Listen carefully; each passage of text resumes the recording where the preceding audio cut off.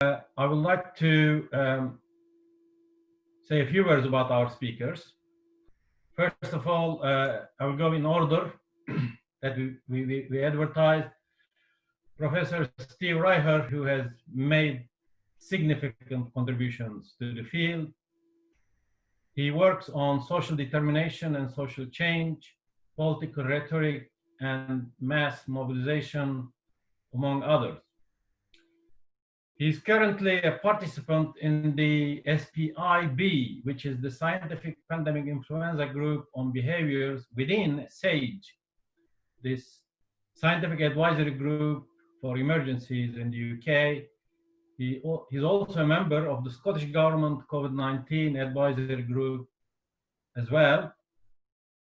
He and his colleagues have just published a book, Together Apart, The Psychology of COVID-19. It is on my reading list, and I would recommend you to consider reading it.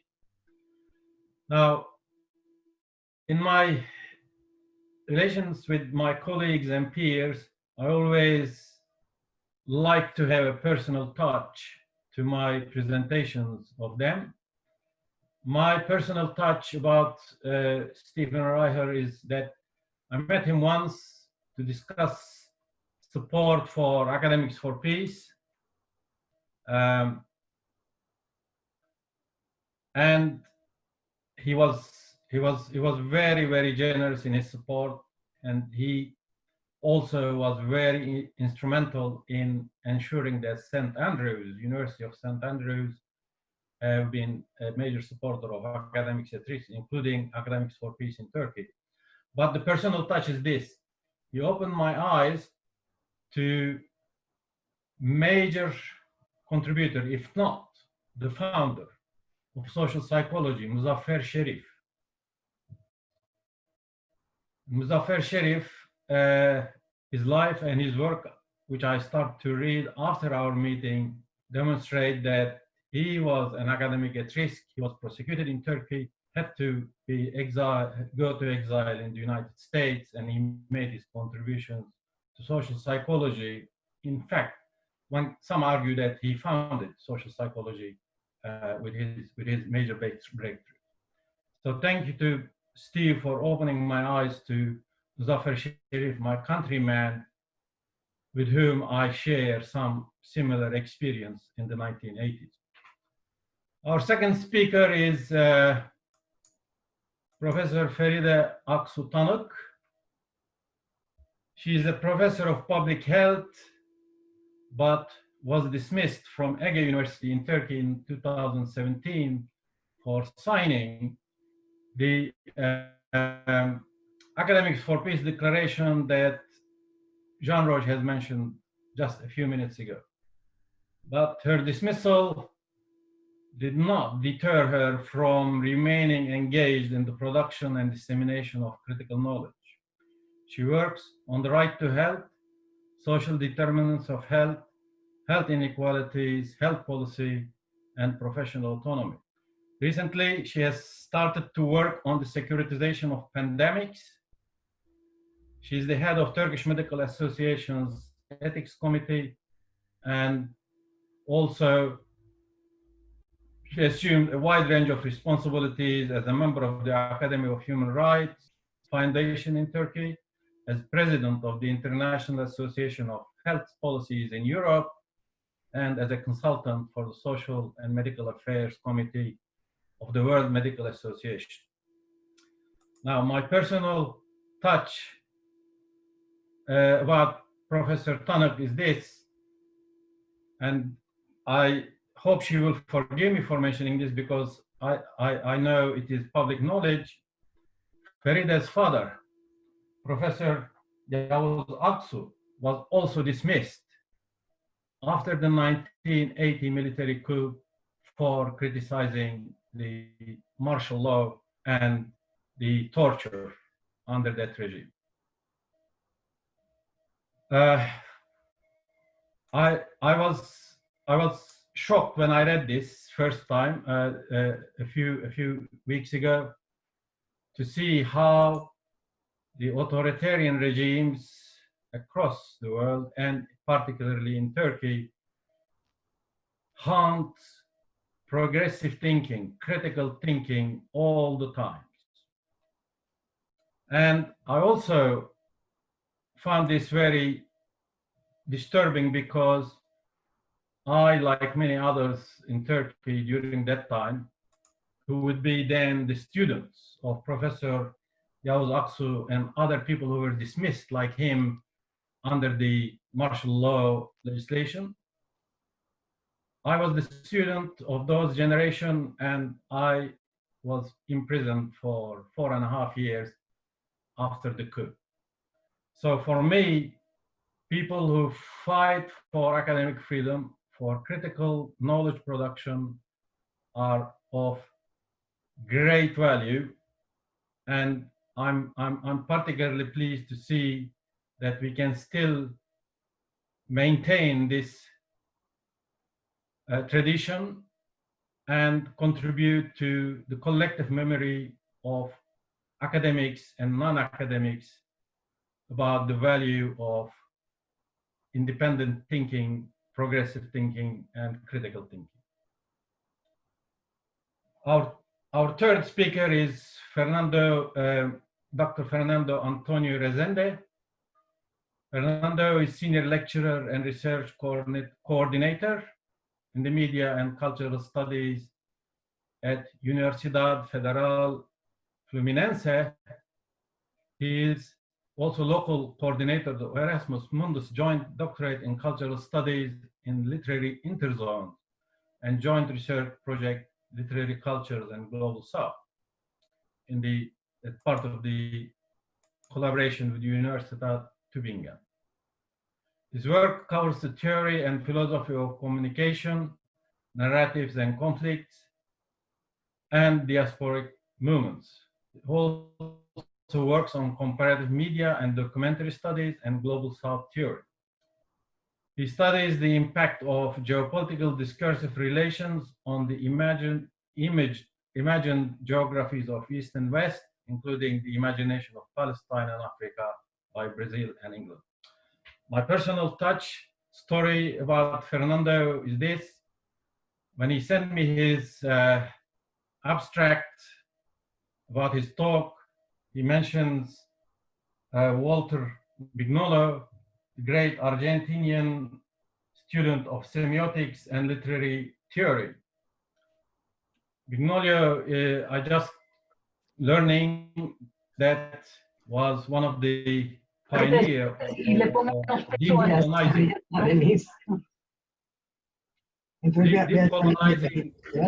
Latin American studies.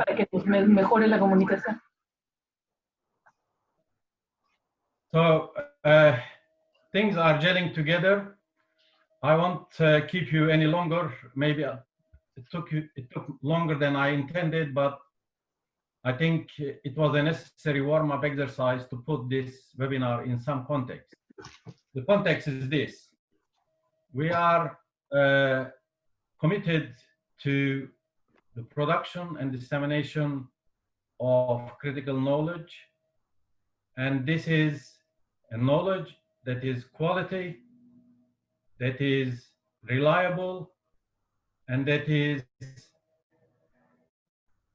aiming at furthering collective good rather than narrow advocacy interests. I hope we will learn away with important insights from the session that will follow. Thank you all very much for coming and sparing the time. I just want to ask if Steve is with us. I am, yep, hello. Hello, Steve, welcome. Can you then start first as we have put the lineup on paper? Thank you much. Okay, so I hope everyone can hear me. It's always a gamble to have these Zoom meetings because the internet is a fragile thing at the best of times. But I want to start off by telling you a story, in effect, of how I came to be here and how I came to be invited to this meeting by Mehmet. Goes back to 2014. And on 2 successive weekends back in 2014, I went to 2 very, very different meetings. One was a meeting of critical psychologists in Ankara. And it was a meeting mainly of very junior people and of people who aren't particularly well known in the world of psychology. And people were sleeping on floors, and we were meeting in all sorts of different rooms.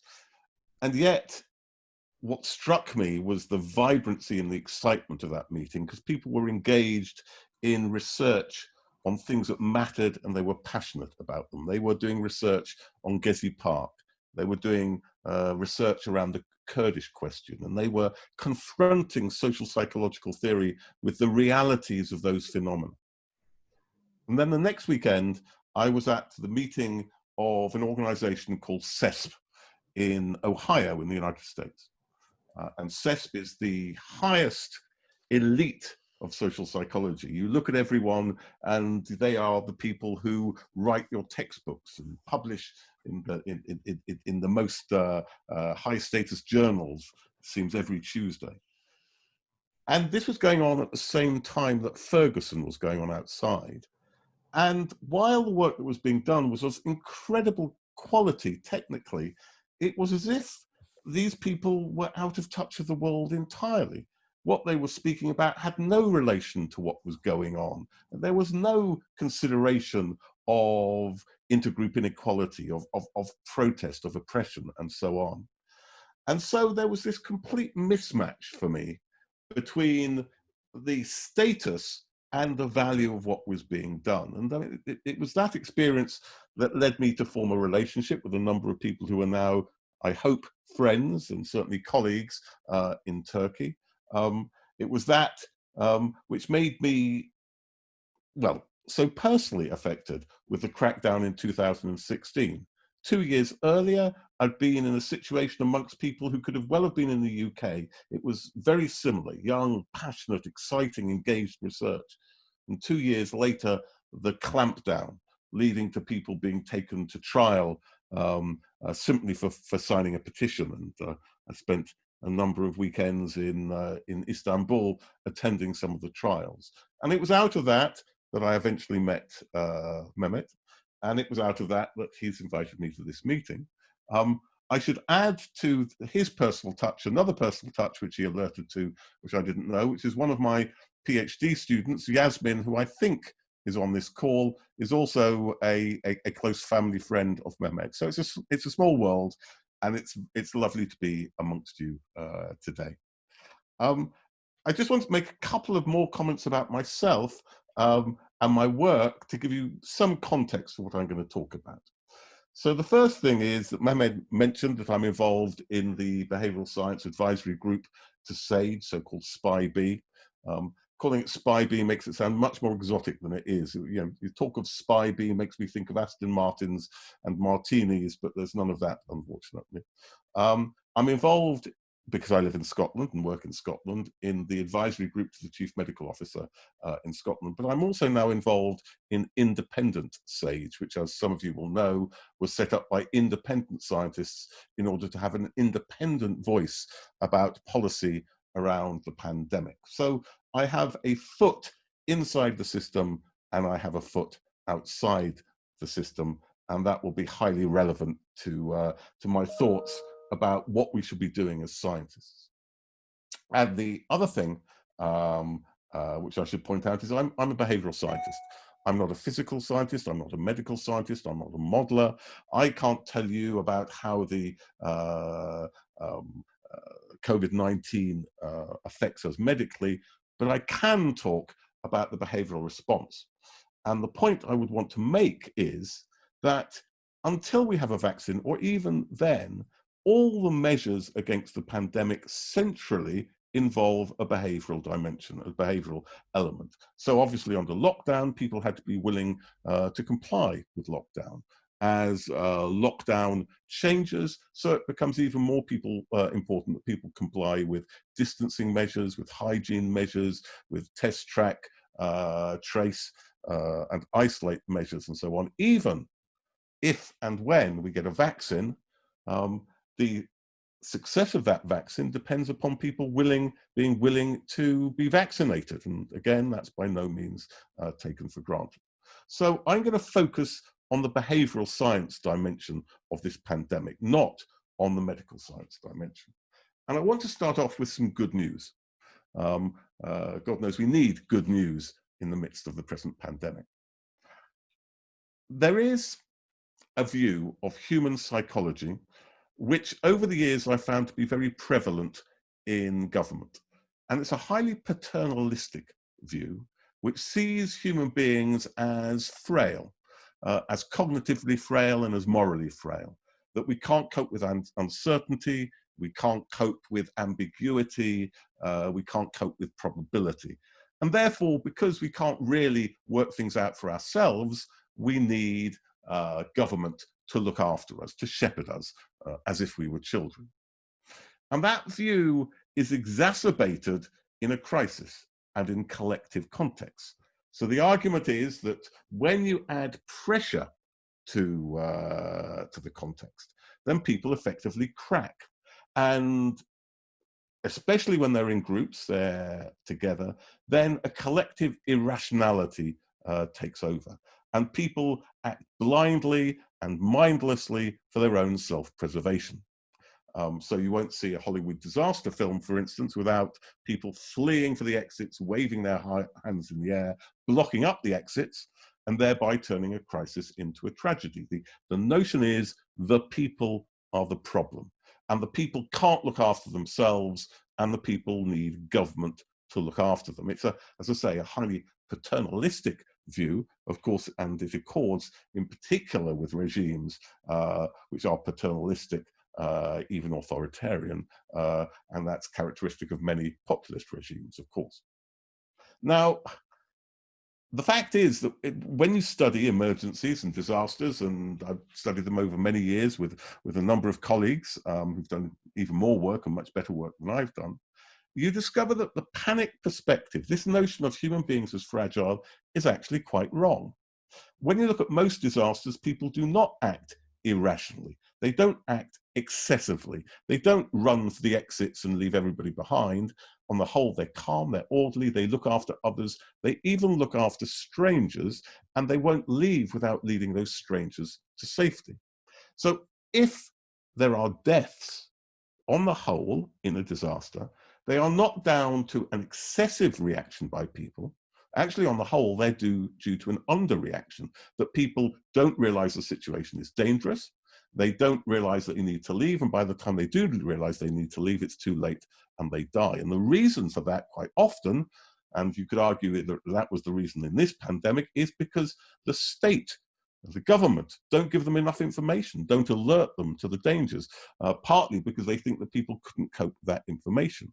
So what tends to happen then is that we blame on human psychology, our fragility and frailty, failings which are failings of the government and the state.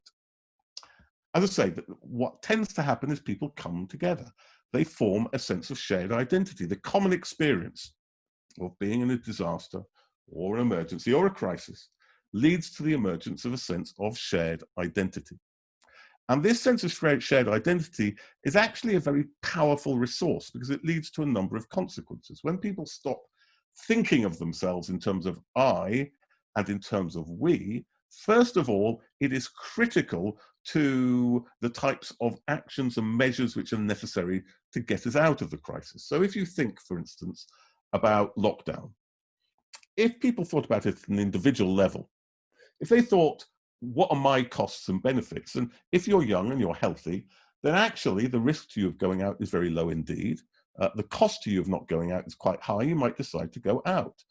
But actually people haven't been going out because they've been thinking on collective terms. They've been thinking, what are the implications for the community if I go out? Will I spread the infection, which however healthy you are, you can do. Will it kill vulnerable in the community, vulnerable people in the community? Will it kill somebody else's grandmother? Will it kill my own grandmother? And so there is good evidence, some of the evidence coming out of Jackson's group at the LSE, showing that what was critical to compliance was this sense of shared identity. And there's also fascinating data coming from Bobby Duffy's group at King's College London showing that that happened despite the fact that a lot of people were suffering. About 44% of the population was suffering considerably, suffering psychologically, suffering economically, suffering physically, but because they were acting at a collective level, they didn't give way to their individual urges or their individual interests. They stayed in. You could say that, you know, in this pandemic, when the going got tough, the tough stayed at home. And I think it was very telling. I don't know how many of you watched Channel 4 News the night after the Cummings affair, the night after this man, we were told by the Prime Minister, did what was natural in terms of his individual instincts. He decided that when the going got tough, he would look after himself. They had a story on about a black family, and the mother, single mother, got the infection, got COVID-19 and couldn't look after her children. And the 11-year-old looked after the 3-year-old. And they had so little food, they had to water down baked beans in order to eat. And yet still in that context, for the common good, they stayed in. So if there is a headline, I think in the UK, but in many countries besides, to this pandemic, it is the fact that actually people have shown a collective resilience, a collective strength which government didn't expect because they have no faith and no trust in the psychology of the people.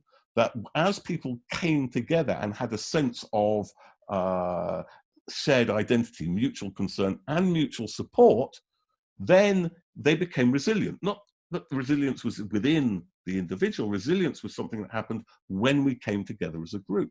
And we saw all sorts of forms of resilience. We saw, I mean, I'm sure everybody here would have a story about a neighbor who knocked on your door and said, "Oh, are you okay?" Or perhaps a street level WhatsApp group to see if one could support people who became ill. Or the 4,100 mutual aid groups set up and down the country involving more than 3 million people. That resilience was remarkably powerful. So shared identity, the sense of community can be very powerful, but it's fragile. And it can be destroyed, or it can even be turned inside out by the actions of the state.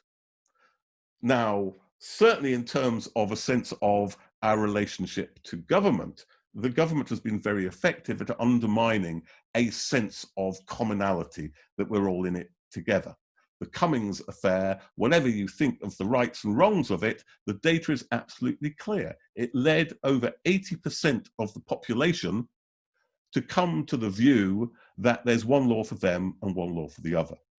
And until I go to my grave, my favorite moment will be about 2 weeks ago, the Daily Mail had a feature in which they asked people how many of them agreed with Boris Johnson, that Cummings had no case to answer. It was 13%.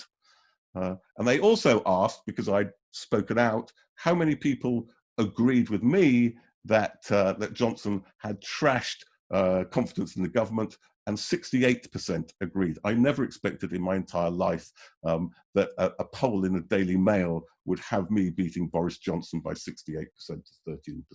But the point I'm trying to make is the government's actions fatally undermined a sense of commonality and a sense of trust. And when you look, for instance, at the trust figures and the confidence figures, they go on a sharp downward dive after Cummings' affair, because it led to a sense of division. Still worse, bad government can lead not only to a sense of schism between ourselves and government, but between groups within society. Now, early on, I think the government did just about enough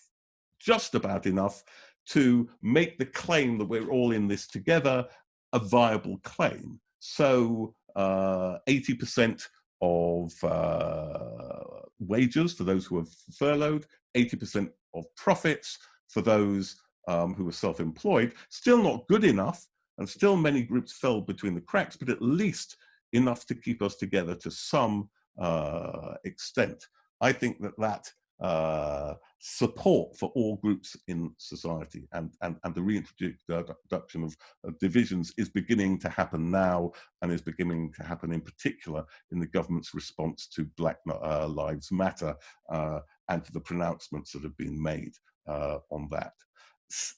Even worse than that, in certain places, governments can turn groups in society against each other, blaming certain groups for the pandemic, blaming groups for causing disease. And we've seen that in India, for instance, with talk about what has been called corona jihadism. In other words, blaming the Muslim population for the pandemic, leading to situations of violence and attacks on Muslims. So government can, under certain conditions, I think, fatally undermine that sense of shared identity. It can turn a sense of us into a sense of us and them. And so it can turn the positives of solidarity within the group into the negatives of conflict between groups, particularly when you characterize certain groups as a threat or a cause of danger to the in-group. And we've seen that throughout history. If you go back to the Black Death, the plague, for instance, you find how Jewish people were blamed for the pandemic. They were blamed for poisoning wells and so on, leading to vast pogroms on one day, just one day. It was St. Valentine's Day, the 14th of February 1349 in Strasbourg. 2,000 Jewish people were burnt. Over 5,000 Jewish communities were destroyed. So of course, pandemics don't necessarily bring us together. They can divide us. They can divide us either because of the ineptness of government and leadership, or because of the deliberate acts of leadership in seeking to blame particular outgroups. And different populisms do different things. If I had to say what the major problem with the politics of what's going on in the UK are, I would say that it is a different element, a different aspect of populist politics, which is, again, that sense of paternalism and that desire to be seen as the benevolent father, the desire to hand out sweeties to your children, to bring them good news. The bombastic, unrealistic positivism of our government has led to an inchoate and rushed and ill-prepared relaxation of the restrictions, which first of all is leading them to backtrack. So for instance, on opening of schools, they're having to backtrack. And secondly, is in real danger of leading to a second spike and a second wave of infection. But now I want to move on a bit more to the relationship between scientists, academics, and government, and also to what I think the role of academics should be. And I should say that all of this is something of a revelation to me. I am not a policy-oriented academic. I don't spend my time working with government. I am primarily an academic social psychologist who does theoretical work and empirical work around issues of group process. So I'm learning. I'm certainly learning something about how policy works. One thing I've learned very fast is our issues of temporality. So for instance, on the whole, if you ask me as an academic, can you answer this question? I'll tell you, well, give me a grant and I'll study it for 3 years. Then I'll spend a year analyzing my results, and then I'll publish in a year. So in 5 years' time, I'll give you the answer, and the policymakers look at you and they say, no, we want an answer by next Tuesday. So time is of the essence, and I'm learning other things about the ways in which you write things and the forms in which you put things and so on. But I want to talk more generally about the issue of the science, because there's been a lot of discussion about is the government following the science? And indeed, should the government follow the science? And I think there is a danger either in saying that government should ignore the science, but there's an equal danger in arguing that government policy simply follows the science. So let's explain what I mean by that. On the one hand, what the science can tell you is the consequence of particular actions and the risks involved in particular actions. So, for instance, at the moment, in the media, there is a debate about, do we go down from 2 meters social distancing to 1 meter social distancing?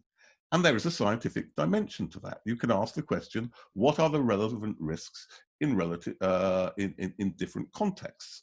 And it is certainly true that it's a very complicated story, but on the whole, the truth is that the difference between 1 and 2 meters makes a difference in terms of rate of infection. So on the whole, if you are indoors and you are close to someone for a reasonable amount of time, you have about a 13% chance of infection.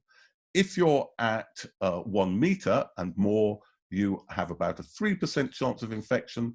And if you're at 2 meters or more, it halves to about 1.5%. So it makes a difference. Okay, you can say scientifically, you can do the scientific research, and you need to be aware of that. But then you have to ask the question, number one, how much risk am I prepared to take? It's not absolute. I can't tell you absolutely that at 1 meter you won't be safe and at 2 meters you'll be safe. It's just a difference in the risk level. How much risk are you prepared to take? That's not a scientific question. That's a political and a moral question. And secondly, how do you balance different risks against each other? So, for instance, there might be a risk of infection if we keep people too close together, but there might also be other types of risk if we insist on social distancing. For instance, I mean, if you look at the issue of schools, it's perfectly clear that if kids don't go to school, there are costs there and risks there. And what's more, those risks are greater for more vulnerable children. How do you balance different risks? How do you decide which risk counts and which risk doesn't count? And again, that's not a scientific decision, it's a political decision. So if the government says we're following the science, what it's doing is hiding, obscuring the decisions it is making about how much risk is tolerable and what sort of risks are more important than others. What is the relative importance of increasing economic activity versus getting the infection? They hide their politics behind the science, but equally, by ignoring the science and ignoring what we're telling them, then they won't know the consequences of their actions. So it does seem to me there is a huge danger in, of course, in ignoring the science, but there's an equal danger in claiming to be following the science. The important thing is that you are informed by the science, but recognize where you're making your own decisions. And I think that's true, whether you're talking about the medical science or indeed the behavioral science. I am in a position to tell you not whether Dominic Cummings should or should not have gone to Durham, should or should not have gone to Barnard Castle. I am in no more position than anybody else in the pub to say whether his account is true or not.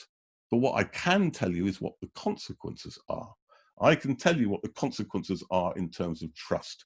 I can tell you what the consequences are in terms of the influence of government and the ability of government to guide us out of that pandemic. And in the end, it is a political choice about whether Boris Johnson thinks that's more serious than the gains he has of keeping his advisor close to him. But he needs to be clear he is making a political choice, and we need to be clear that he's making a political choice as well, so that we can hold him accountable for his political choices. So that leads to the final question, and what should scientists be doing? And here we confront a problem which is a perennial problem of any politics, and there's no right and there's no wrong, but I want to explain to you my own position.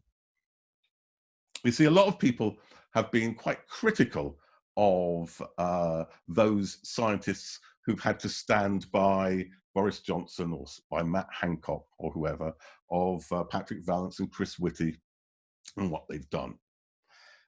I was talking to somebody, and I can't give you the details, who was telling me, well, you should have seen what Boris Johnson was going to say if Chris Whitty and Patrick Vallance hadn't talked to him in advance. Okay. So there is an argument, and it's a classic argument. There's nothing particularly new about it in this context, but I still think it's an important argument that within the system, you can inject information that might make a difference. You can mitigate against the worst things. You might even get some positive things that might be done. What is more, as government is not simply Boris Johnson, it is many civil servants working on details, and many of those are principled and positive and take the advice seriously. But of course, the downside of that is, are you simply legitimating what the government is doing? When the government is doing things that have got nothing to do with the science by being within the system and not speaking out against them, are you making it easier for them to trash the science? Right? Are you both doing a disservice to the public because you're legitimating things which harm us, and are you undermining your disciplines because people begin to think, well, if that's what behavioral science is or whatever the science might be, well, look, you have no credibility and you're just a tool of government. Now, I have wavered about being involved within the system for precisely those reasons. There have been times where I have felt that everything we've said has been ignored, and what's more, the things that the government is doing completely undermine what we've been saying. I felt that, for instance, when on May the 10th they shifted to their stay alert position. Going from a clear message, with a clear idea of what you should be doing, to a slogan which had no meaning at all, which the next day 63% of people said, we don't know what you're supposed to be doing, which went against all the advice we'd been giving about messaging. I felt it even more strongly around the Cummings affair, where I felt that that had trashed everything we'd said about being open and honest. About being consistent in your messaging, about leadership having to exemplify the norms that it wanted the public to go along with. I felt it legitimated anybody who wanted to say, well, if he can do it, why should I have to social distance? So I felt that very strongly indeed. What has kept me where I am are two things. The first is we have had some success in arguing for transparency, that all the papers of SPI-B should be in the public domain, and there should not be any redaction unless there are issues of national security. So you can go to the website and you can look at those papers and you can decide for them yourself whether the government is following the advice we have given or not. And the second thing is that I have joined Independent Sage not in contradiction to what I do within SPI-B, but because what it allows me to do is to be proactive and not just reactive. Within government, you respond to what government is asking you about and the concerns it has and the priorities it has. Outside the government, you can say independently, this is what I think we should be doing. This is the science, and this is what a good system of track and trace would be like. This is what we should be doing about opening schools. And so I have taken the approach of, I think, especially with the publication of papers, that I am prepared to stay within that process, but at the same time, I think it's important to have a clear voice outside that process. But I want to say one further thing, which is that my view of what I'm trying to do in the UK is not to bring down the government. We only have one government. We're stuck with them. Whether we like them or not, they're the government who are either going to lead us out of this disaster or not lead us out of the disaster and create an even worse disaster. And therefore, our work as scientists, and I speak here as a scientist, Our work is to give them the advice which we believe would make them best able to be able to solve the pandemic. So I don't want to look backwards. I don't want to say, I told you so. I do want to say to them, actually, as one principle, that if you want people to trust you, you need to admit your mistakes. Who's going to trust you if you say everything was perfect? We have no regrets. We've done nothing wrong. We didn't lock down a week late when everybody knows we did lock down a week late. If you want the clearest indication of how many deaths you've had in a particular country, it was how long after the first death did you lock down? There's no doubt that we got it wrong. There's no doubt that we got it wrong on testing, on test and trace.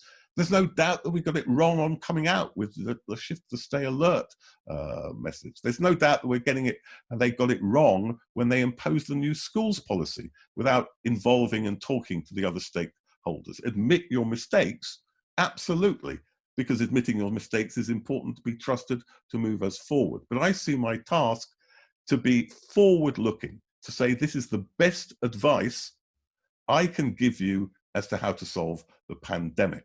And clearly, in the future, if there is an inquiry, then it will be time to say, well, actually, you did get it wrong, and you should be held accountable for it. But for now, as I say, the priority is to give the best possible advice. And if the government don't take it, then perhaps the population will. And so I just want to finish as I started by going back to the role of the population. I think the story of this pandemic has been how impressive public have been, not because of, but despite the government. In many ways, the public have led and the government have followed. The public led in demanding lockdown. The public led in demanding the financial support, which meant everybody could go along with lockdown. The public led in abiding by lockdown, even when their politicians were violating it. And I think that there is a reasonable hope that people will continue to do the right things in terms of distancing, in terms of hygiene, in terms of test and trace, if necessary, despite the government. But it would be a lot better if it was with the government, because in a crisis, you do need good government, which brings people together, which guides people, and which shows them the way through this pandemic. We haven't got the government we deserve, but certainly the government have got a public that they don't deserve either. We've been far better than them. So let me finish with that. Thank you very much, Steve, for an honest and principled approach to the issues. Before I invite Feride, can you look at the chats and see some comments, questions that have been informed by your contribution, and I'm sure there will be more later on. Now, can I ask Professor Feride Aksu Tanık to do her presentation or contribution, then we'll carry on. Thank you. Thank you very much. Good evening, friends and colleagues. I would like to greet all of you with respect. And I would like to thank Center for Democracy and Peace Research, and especially Professor Mehmet Uğur, for this wonderful opportunity of sharing our thoughts on science, truth, and politics during COVID-19 pandemic. As you might know, and Mehmet kindly presented my short biography, I'm a medical doctor and public health physician, I should say public health worker. So I will construct my contribution from public health and politics of health perspectives. I have constructed my talk with the questions that I ask to myself, and I will continue like that. But I will start by saying that a disease is not a single medical phenomenon. Okay, there is a virus and we get sick, but it's not a medical phenomenon only.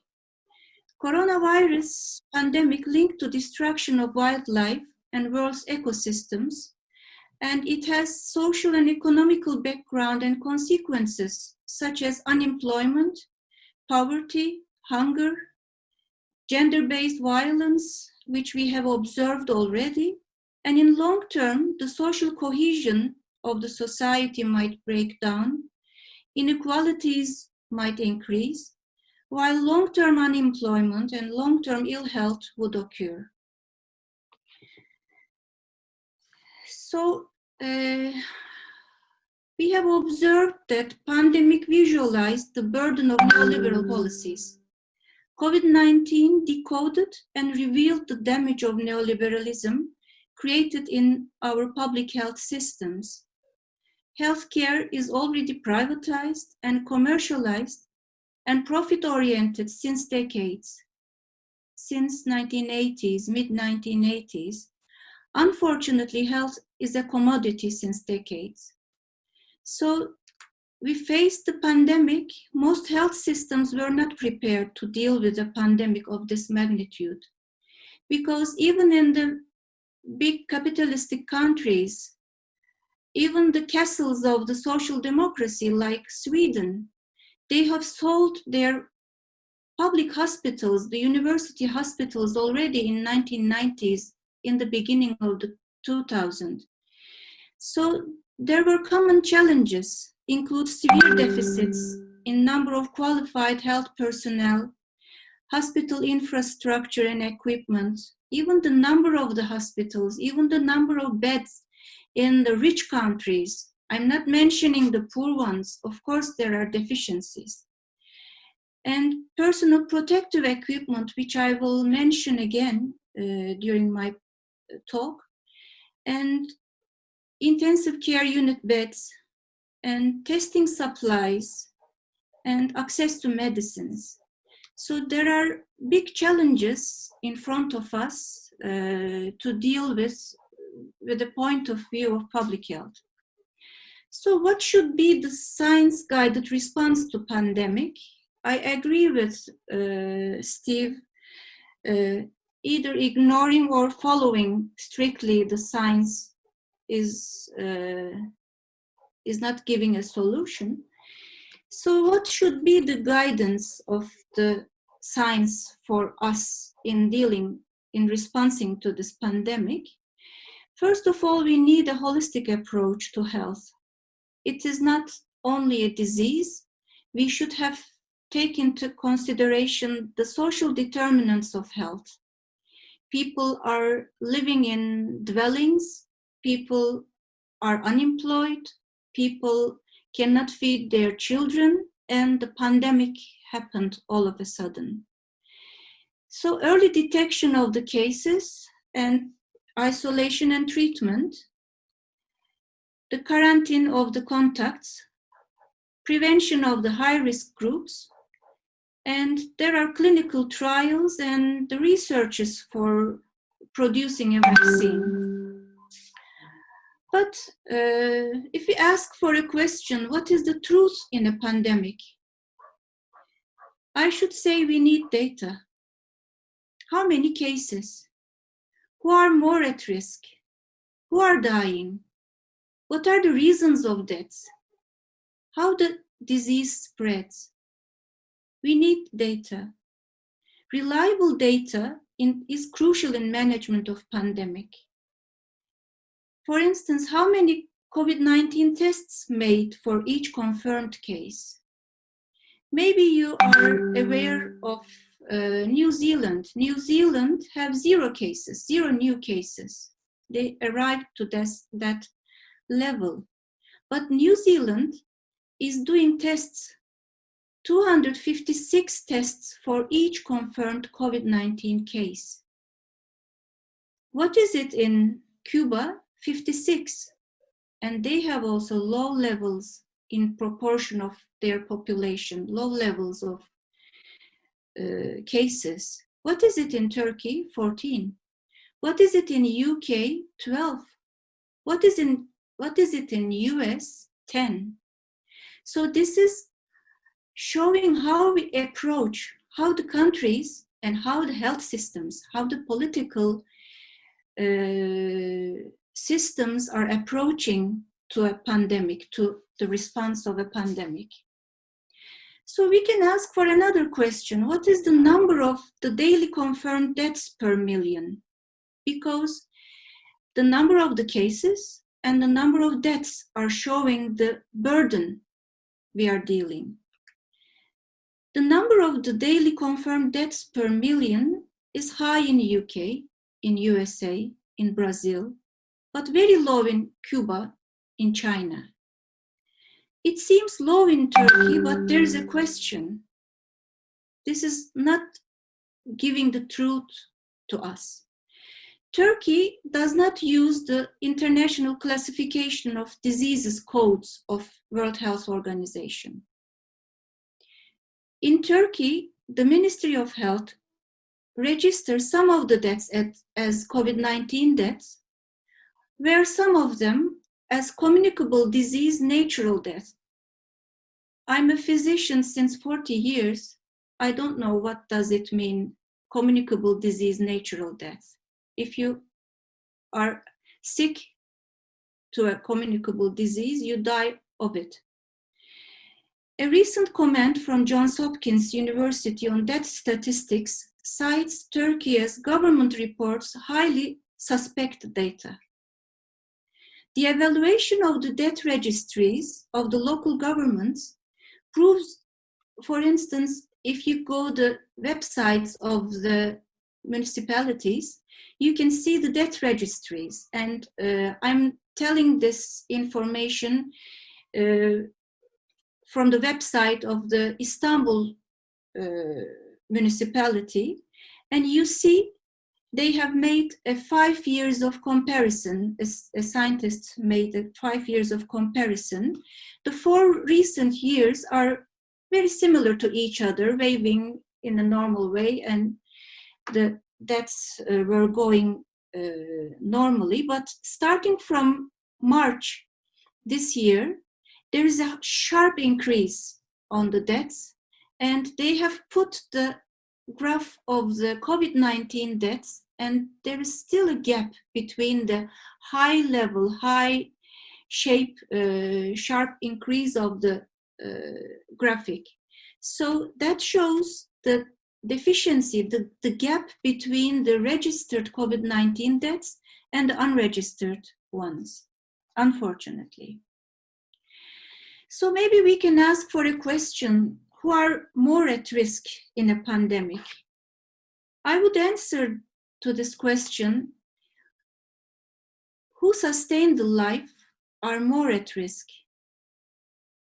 Who are disadvantaged and marginalized are more at risk. Who has increased risk of exposure are more at risk. Who has less access to basic sanitation. Who do not have a chance to stay at home. We say stay at home, but you have to work for your children. You have to work for your survival. You have to pay your rent. They had to go out. They had to work. And in Turkey, there is not a social state. They didn't pay any unemployment payment, or if you are not going to work, you are paid without the, you are in a permission, but without payment. So who more use the public transportation were more at risk. Who has less access to testing and treatment is more at risk. And I have to say that in Turkey, you cannot go and ask for a test if I have a COVID-19 antibody, or if I have the virus. Even the healthcare personnel, healthcare workers cannot have routine COVID-19 tests. So who are dying? Also, Steve mentioned about the Black people's vulnerability. In United States, there, according to a data, Black Americans is 2.4 times as high as the rate for whites, and 2.2 times as high as the rate for Asians and Latinos. And the head of the British Medical Association has called on the government to urgently investigate if and why Black, Asian, and minority ethnic people are more vulnerable to COVID-19. And also we have to add the vulnerable people, the healthcare workers.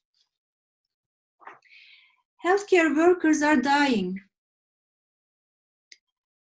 Lack of personal protective equipment was a prominent feature in the beginning of the pandemic and still is a problem in terms of both the quality of the material and the quantity as well, unfortunately. And it is incredible in this era, even a face mask was not easy to access for healthcare personnel.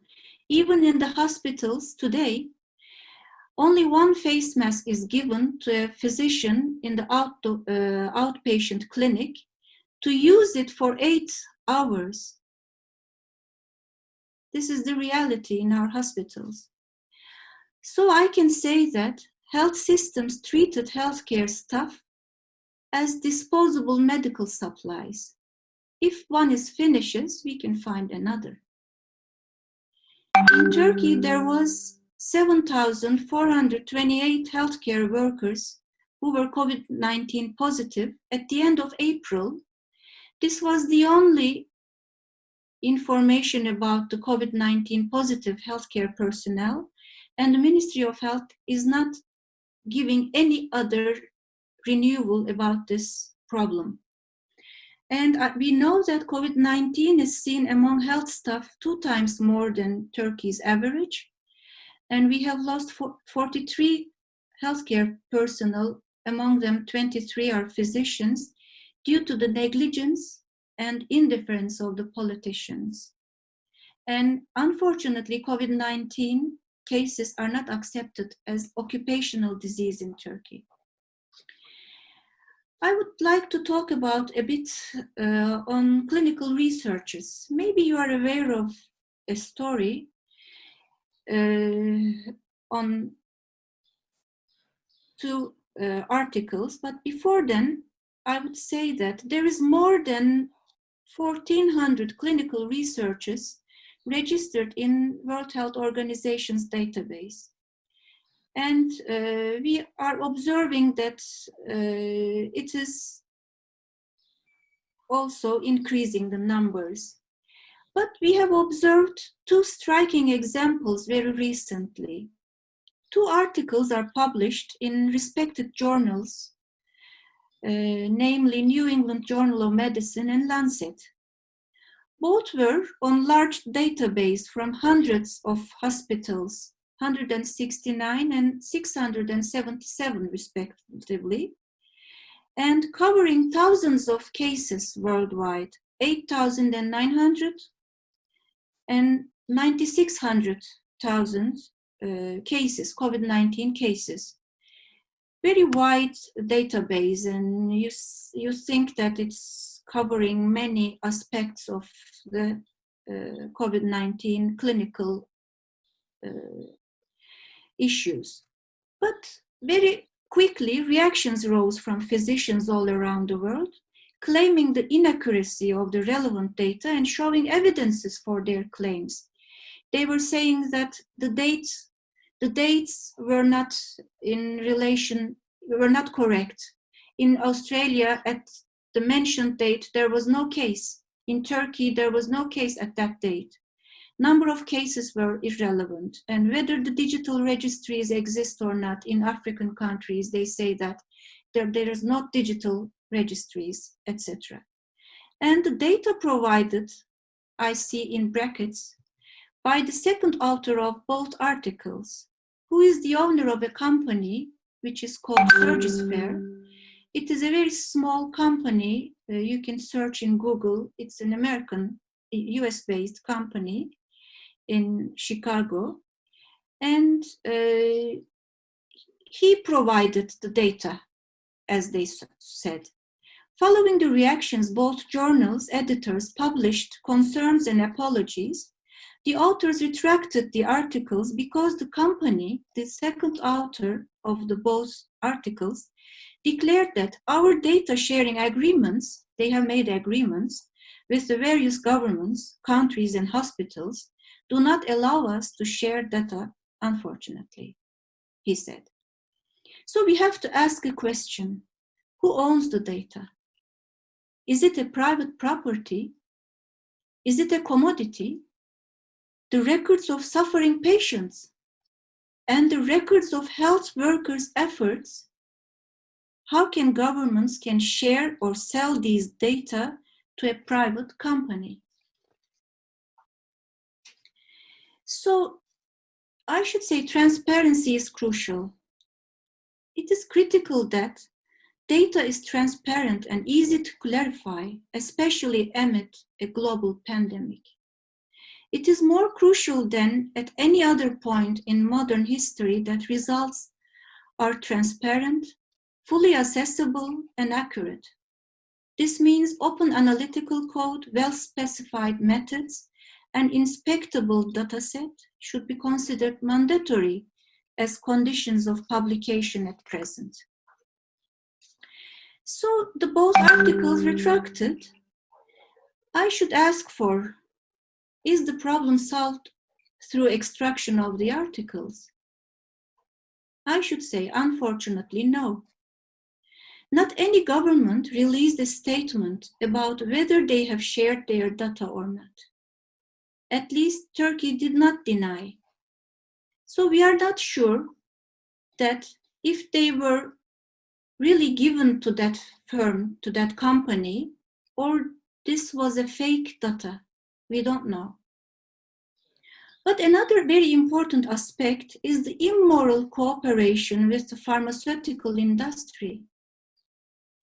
Medical journals publish the conflict of interest statements of authors. It is a must in our field. The first author of both retracted articles, who is working in Harvard University, declared that he has personal fees from 11 different pharmaceutical companies. I leave the judgment to the audience about the independency of the scientific research and the ownership of the results. Can we talk about science for public benefit in this situation? I have to mention that, unfortunately, this is not unique and this is not exception in terms of immoral cooperation in funding clinical researches.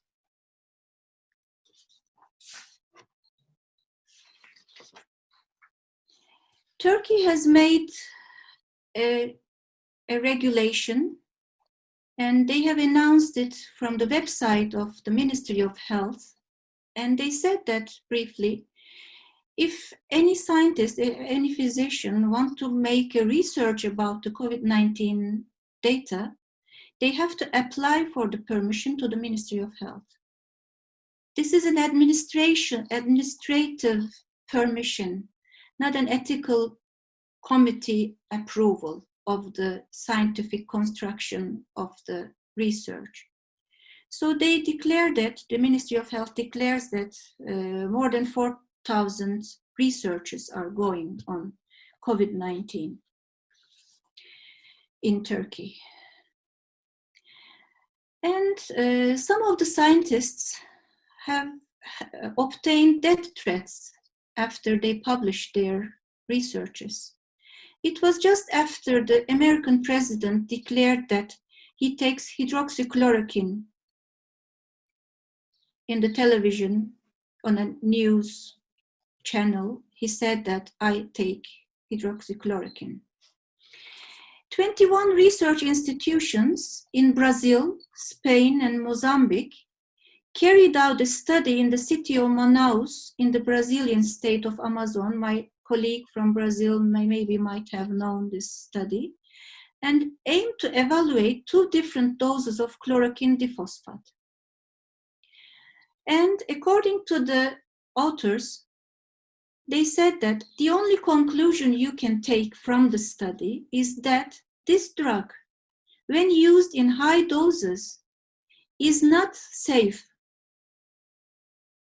They have before the publishing in Journal of American Medical Association, they openly declared the results because it has an impact on ongoing clinical treatment care. So this unfavorable outcome, unfavorable in terms of the pharmaceutical industry, it maybe has a negative impact on the cells of the relevant medicine.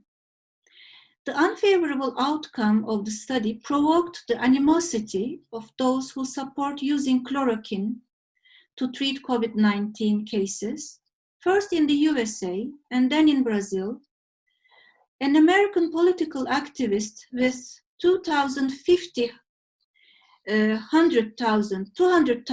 Twitter followers referred to the study as a left-wing funded study that intentionally administered extremely high doses and used a less safe version of the drug hydroxychloroquine, then used this as a pretense to indicate that chloroquine was ineffective and dangerous.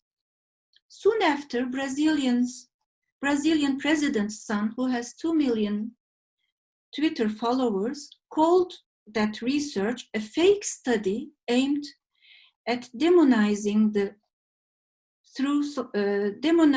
drug. One of the authors started to receive death threats through social media and had to request police protection, which was kept for more than 2 weeks. When the paper was published in Journal of American Medical Association, the threats stopped, he said, Mr. Lacerda, indicating that publishing the study in a peer-reviewed high-impact journal may have shielded the researcher and his family. If it was in Turkey, maybe we would say that scientists have died already. On the other hand, treatment protocols are vital during this pandemic. But how the protocols determined? As Heathers from Northwestern University in the United States mentioned, major results in large medical journals can affect medical policies in a matter of days, both at the level of changing local hospital practice and changing governmental health policy. Ivermectin, which is an antiparasitic drug, instantly included in the treatment protocols of Peru and Bolivia in early days of May, Dr. Shakur stated. He is a physician from Barcelona. Hydroxychloroquine is included in the protocols in many countries, including Turkey. As David McCoy mentions from United Kingdom, where political interests align with scientific advice, that advice becomes policy, he says. But in the foggy atmosphere of struggling with the pandemic, we certainly don't know what are the clinical results of this kind of implementations. In fact, there is a huge database of the patients which belongs to all of us, but treated as property, and we are not aware of the results. So we have to mention the independency of the scientific research. Whether or not to adopt hydroxychloroquine to treat COVID-19 has turned into a political dispute that seems to benefit no one. We may pass through this pandemic without knowing if this drug works or not, regrets Lacerda, who was having death threats in Brazil. So, science and evidence informs policies and plans. As Alex de Waal mentioned, the story of every epidemic is a story of the interplay between knowledge, ideology, and politics. And governments has a crucial role in determining how epidemics play out in populations. As McCoy mentions, not only do governments decide on how science and evidence informs policies and plans, they are central to how policies and plans are implemented. It is just a time of revealing of neoliberal policies and demand and struggle for right to health and social state. So the question is, who benefits from these scientific efforts? We must defend clinical researches for people, which is independent from the capital and the power. So I would like to conclude with another question. What I have learned from COVID-19 pandemic, or what remained to me. We have known for decades that a single zoonotic infection could easily become a pandemic, and it happened. The destruction of capitalism and neoliberalism couldn't be such visible. Despite the pandemic, austerity policies implemented widely, authoritarianism increased, the disease became a security issue. Fear of death is widely used to stabilize people. While some of us were able to stay at home, some of others should use public transport, should work, we knew that some of them could die, and many of them have died. Inequalities deepened, social cohesion damaged. We owe an apology for the people whom we could not protect, not only medically, but socially and politically. We have to build a more strong solidarity. In spite of the physical distances for now, we should come together more close socially and struggle in order to revive the possibility of another world out of capitalism. Thank you for your attention. Thank you very much, Feride. Again, another intervention that is open, honest, challenging, and causing us to reflect on the world we live in and what kind of world we want, a better world. Now, can I invite Fernando, please, to present his contribution, and then we will have question and answers. We're running a little bit behind schedule, but there will still be time for answers and questions, even though if it means we will stay a little bit later than intended. Also, can I ask Feride to look at the chat if there is anything related to her or any of the other comments that she would like to respond to later. Thank you. Fernando, the floor is yours. Thank you. Can you all listen to me? Is it? I also think that this digital environment is a bit tricky. I never know whether, is it fine, the sound? You can all listen to me. Yes, Fernando. I want to start by thanking the Cdpr under the name of Professor Ugur and also Professor Keles and Professor Naif Betswan, whom I have received the invitation to be here, and it has been fantastic already listening to the first two speakers. And I thank especially Professor Aksu for mentioning already some figures about Brazil, which certainly will help my presentation here. I think I have prepared something around 15 minutes, as I was told, but perhaps if I go beyond, you of course tell me. First of all, I'd like to mention something that is in my biography that has not been mentioned, and perhaps it is much more to do with what I'm talking here. I come from media and cultural studies, but I also have a very strong attachment with the studies of Global South. In fact, I am coordinating a center here at Federal Fluminense where I work, which is a center dedicated to research on Global South studies. And this certainly is a very important time for us, for Cdpr and Travessia, which is the center here, to join in a conversation. So thank you very much for being here. And I also would like to start by saying that it's very hard to bring good news from Brazil. You all know what we are facing nowadays. We keep saying that we are not only fighting against the pandemic itself, but also fighting against a pandemic, which is the president. So it's a mixture of, it's really a pandemonium, after all, what we are facing nowadays, and it's a terrible situation. So my presentation cannot be apart from this context. So I am very much concentrating my thoughts on the context that we have been experiencing nowadays in Brazil. And well, to begin with, I would like to give certain ideas of the context I mentioned. The pandemic in Brazil, as many of you certainly know, has perhaps yet not reached its peak. We keep hearing all the time that now it's the peak, now it's the moment, it's the most crucial moment. But some people keep saying that not yet. I mean, we still have a lot to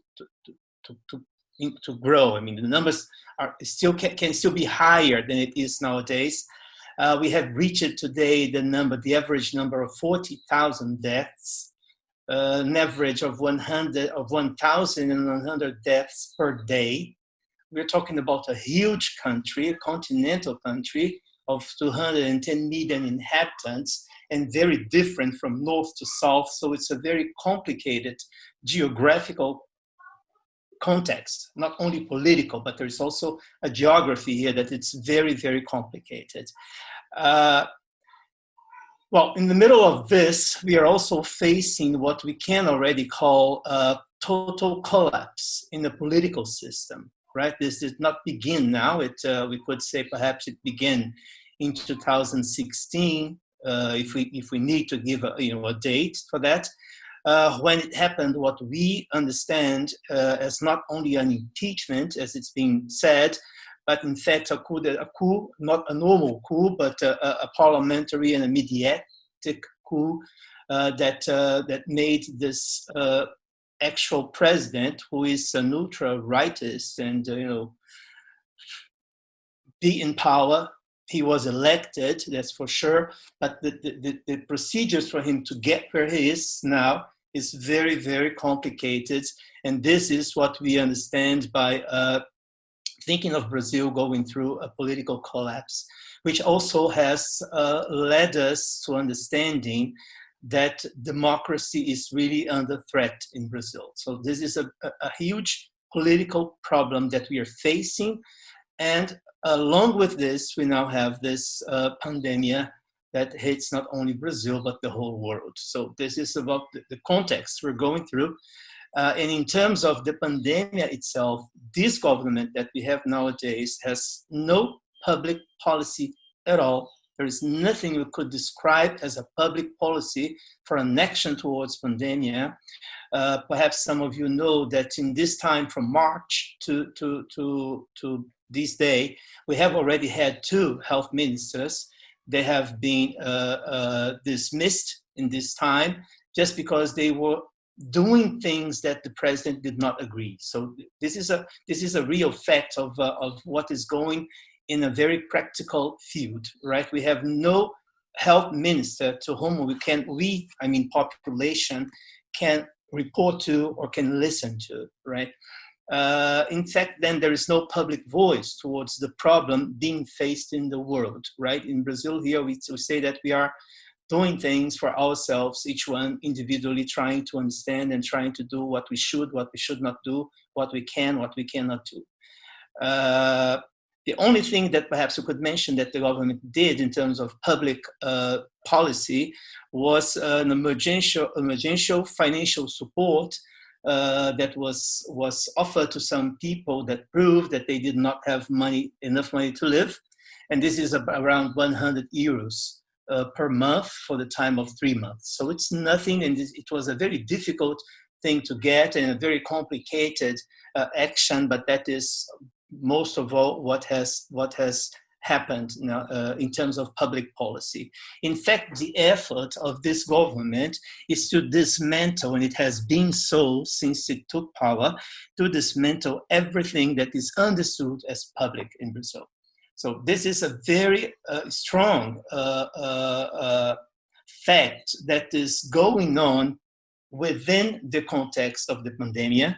which is a case, a sanitary case that is most of all public. So we have this contrast of what is the government implementation of a certain regime and the need that we have for the public health in this specific moment, right? Of course, we could mention some actions that perhaps along with what Steve has said before, some collective resilience. If we look at the favelas, the slums in Brazil, we can see many crowdfundings, many people trying to do things in order to help people get food to live, in order to help people, be at home, because as Professor Aksu said, they need to go out, they need to work, they need to take public transportation, they have no money. So they have themselves inside these places try to get together and help each other. Also, we could say that some counter actions, and I could say against the government's will, are the public universities who are kept by the federal government, yes, but at this moment they are perhaps one of the most important institutions that are being fought and are being kind of led to a certain destruction by this government. But the public universities, they have been taking many important actions despite the effort of the public government to dismantle them.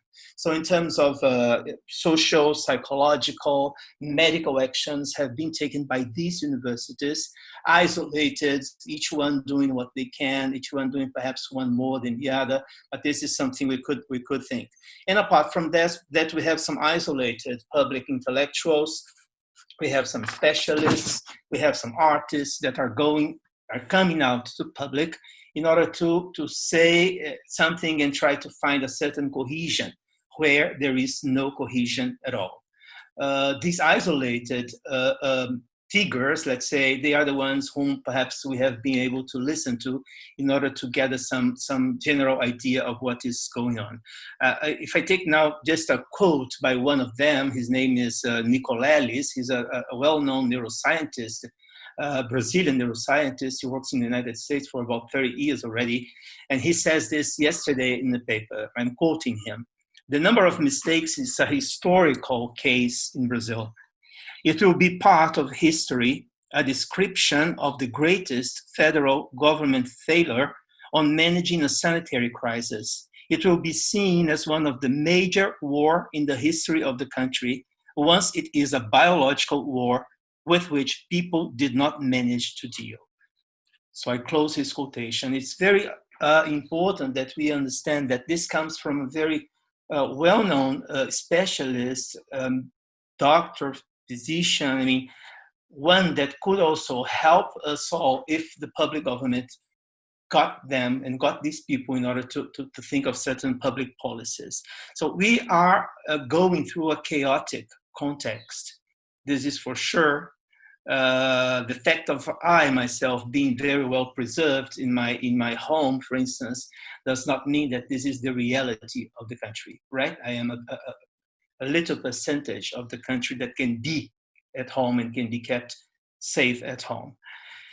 And we are talking about this context. This is what makes me a bit like I go back to certain historical facts in order to understand what this chaotic context might also mean. We are talking about not only a country, but a continent, if we think of Latin America, for instance, that has been, that democracy has been under threat for a long time, right? We have gone through lots of dictatorships, regimes. We're talking about a continent that has been built and very much structured under the basis of what we can understand as the colonial enterprises, right? This is I'm talking about 500 years ago, but it's very important to understand how much this is still vivid and still alive in Brazil, right? There is a researcher called Grada Quilomba. She talks as colonialism as an open wound in these places, and this is exactly what we are going through. We're facing in Brazil. So these 500 years of history where modernity, coloniality, if we think with the Argentinian miolo, and also capitalism have been put together in one whole bag and have produced brutalities, have produced inequalities for many centuries already. So this historical fact, for me, seems to be very, very important for us to understand that the contemporary problems we're going through now is also related to all these things. When we speak, perhaps we can go deeper in this point. I'm not going to take a longer time explaining these things. But the fact is that the brutality of the colonialist enterprise in Brazil has produced, besides many other things, categories of certain legitimized and non-legitimized citizens. This is a fact, right? I mean, we have kind of some actions, some ways of living, some ways of doing politics, some ways of viewing the world that is based on this contrast between who is legitimate and who is not legitimate. This has to do with the economy inequality that we can now say has sustained itself based under the paradigms of these divisions, right? If we think, for instance, of race, which is nowadays a big problem, not only in the States, but in the Americas, perhaps, and very much in Brazil, right? So racism is a very important issue nowadays, and it has come out as something that perhaps we have never been able to deal with in the last 100 years. So nowadays, it's a very strong thing, and we understand how much this division that I am trying here to think from, that came from the past, is structured in institutions like police, judiciary, the political system, education. All these systems, they have been structured under this division that I am here trying to think of. But then, not only this, if this were not enough, right? Not only this, but this system, this put together of capitalism, modernity, and colonialism has also helped to produce other types of inequalities that's got to do with knowledge, for example. So economic priorities, which is not only a particular case of Brazil, I know it's in the world, but economic priorities, they have priorities more than cultural phenomena and sociological phenomena. The disregard of ancestral knowledge. We could mention the natives in Brazil and also the Afro knowledge in Brazil. We're talking about divisions in geographies. Cities are divided in what is Islam, what is the city itself, where the whites live, where the black lives. The country is divided in north and south in terms of poverty and certain richness. We have divisions in terms of Catholicism and Afro-religions. All of this for us is not new, but it turns out to be very significative in the context we're now living, because we have for many years also believed in a certain multi-racial country, Pacific, harmonious, and so all this is collapsing at the same time with this whole context I am here trying to think. Well, the impact, what I'm saying here again, it's not a particular, what I'm saying about this division, I know it's not particular in the case of Brazil. We can look at Turkey, we can look at many other places and talk about these inequalities. They somehow, they touch, the impacts are about the same, but we are talking about this specific impact in a country of a huge socio-economical contracts, of a place where social classes are very much split apart, where education is not yet effectively a public right, though in the last 15 years we have advanced a lot, but it is still a problem, the issue of education in Brazil as a public right? So in this sense, if we think from the perspective of a democracy, I would quote a poet in Brazil that says that democracy in Brazil is white. Democracy in Brazil has a color. And this, I think, tells us very much, not only about what one understands by democracy, but about all that is a political culture towards what we understand as public in the country. In this sense, what I'm saying is that some people seem to have the right to live and the right to kill in Brazil.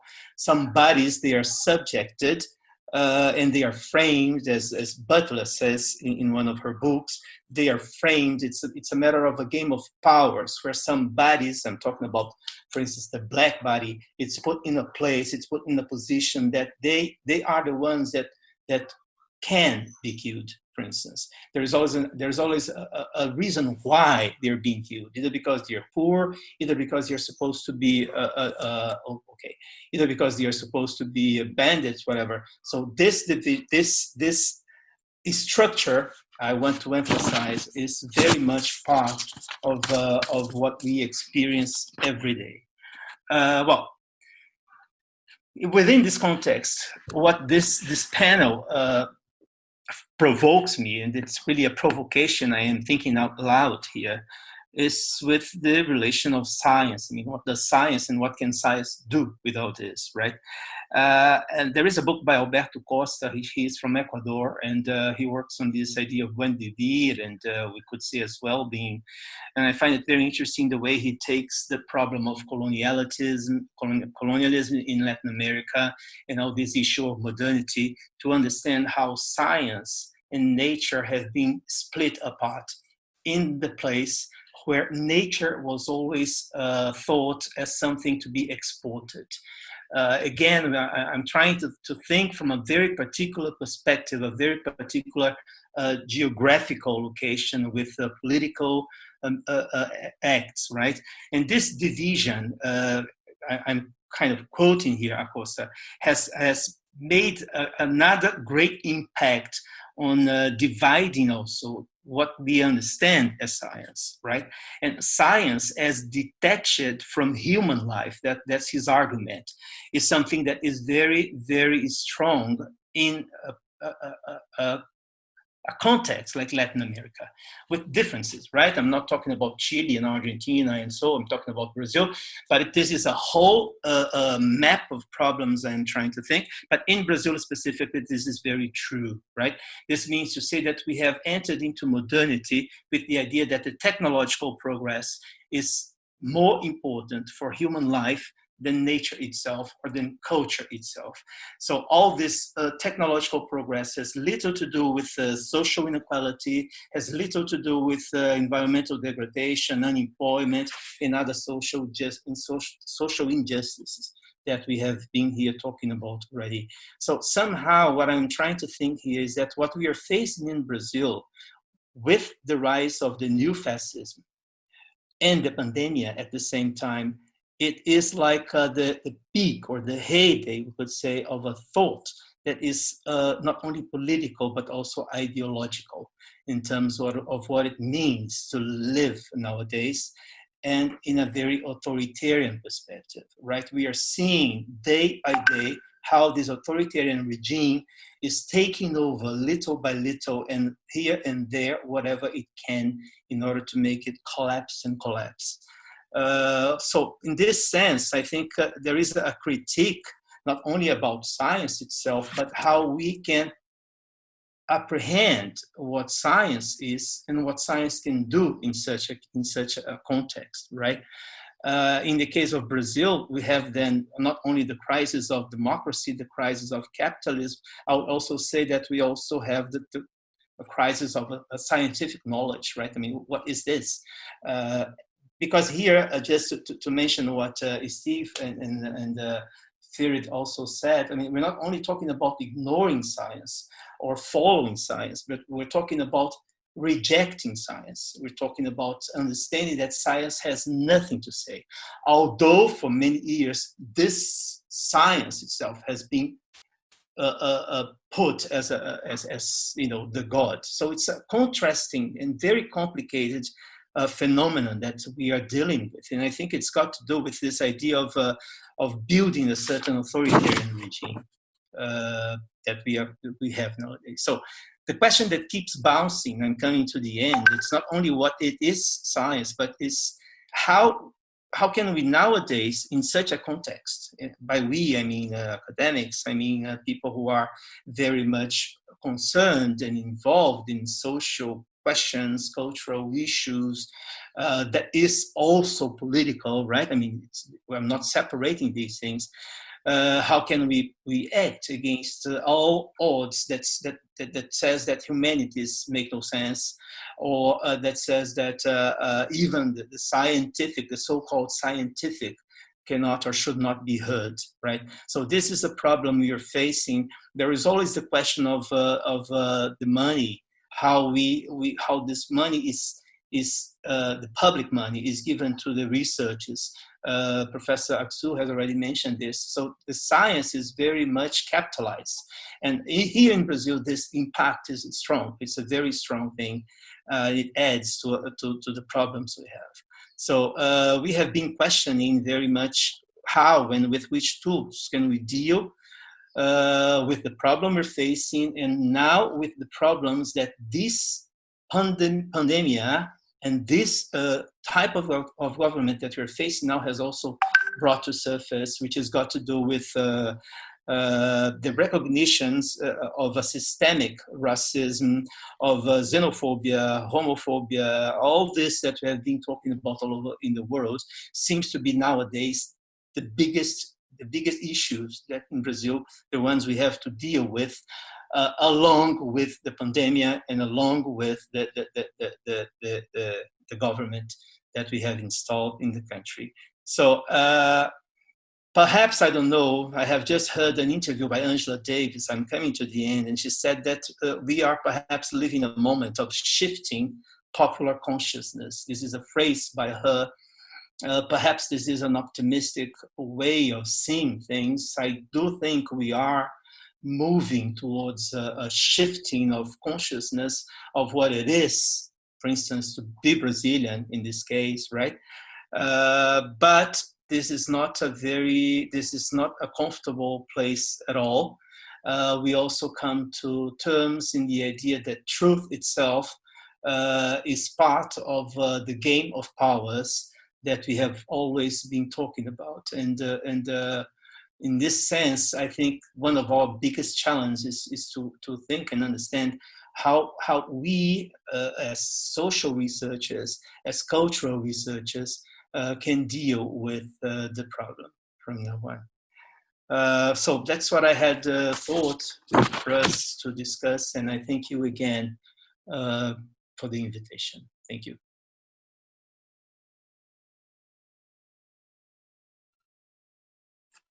Raised very, very important questions for all of us, not only for people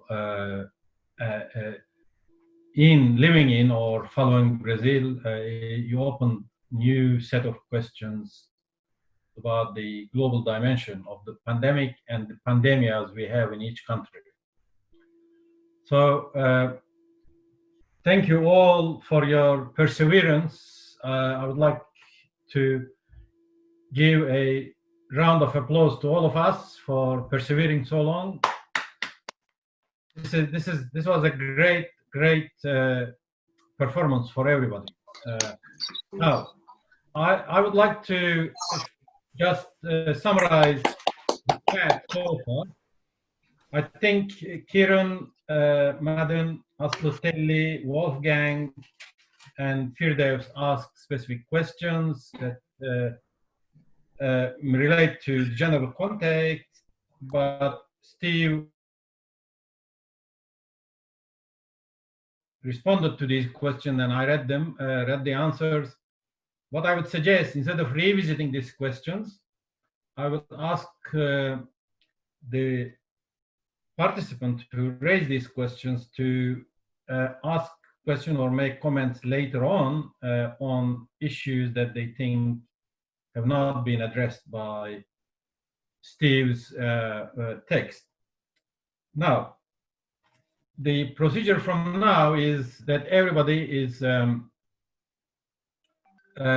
welcome to ask questions by typing them, and if they don't want to type, then maybe we can ask Janroj whether it is possible to have a microphone access. But typing them is going to be the norm, I expect, because it has worked so far. So, starting with Kieran again, I'm going in order of they appear on the chat. Clear or others, what are your thoughts about the post-pandemic world? Lots of people are predicting permanent change, but I think they might be underestimating people's propensity to go back to normal, revert to the mean. I'm particularly thinking about travel. Steve, would you like to respond? Okay, it's a big question. And I guess the paradox of politics, of course, is that if you prophesy something, it's less likely to happen on the grounds that if people think something is inevitable, it will demobilize them, and we will only get positive changes by mobilization. So a lot of people are saying it will have this effect, it will have that effect. No, the effect it has will be a function of political struggle, as it always is. And the huge question is who is going to pay for this crisis? I mean, that's going to be the real issue, because of course there has been a huge economic hit, and the assumption is that, as ever, it will be, it will be paid for by those who are least able to pay for it, as happened after 2008, and how has always happened. Now, to me, what the positives that I've spoken about do is not give us something that will necessarily endure. What they give us is a vision, and they give us a language, and they give us a rhetoric which we can invoke in political struggle to make those things happen. We have seen the positives of solidarity and collectivity. We have seen a relationship between the individual and the state, where the state is not paternalistic, but rather that the state is forced to depend upon self-organization of communities and to support and to scaffold those. That's not going to endure of its own accord. Of course, the state will want to go back to its own ways. And of course, dominant groups in society will not want to pay for things. What we now have is a vision, and we must use that vision in mobilizing, both in the short term around the question of who pays for this crisis, and in the longer term in terms of understanding the relationship between the individual and the state. But as I say, prediction is always counterproductive, because anything you predict is less likely to happen because it leads to passivity. Thank you very much. Next, there is a comment from Zainab. Rejecting science is a big concern for USA. Maybe not everybody has read it, that's why I'm reading it. Churches are stronger than ever with Trump administration, and they are relying on demonstrations for fake science with made-up data. If Zainab would like to follow this with a question, she is welcome.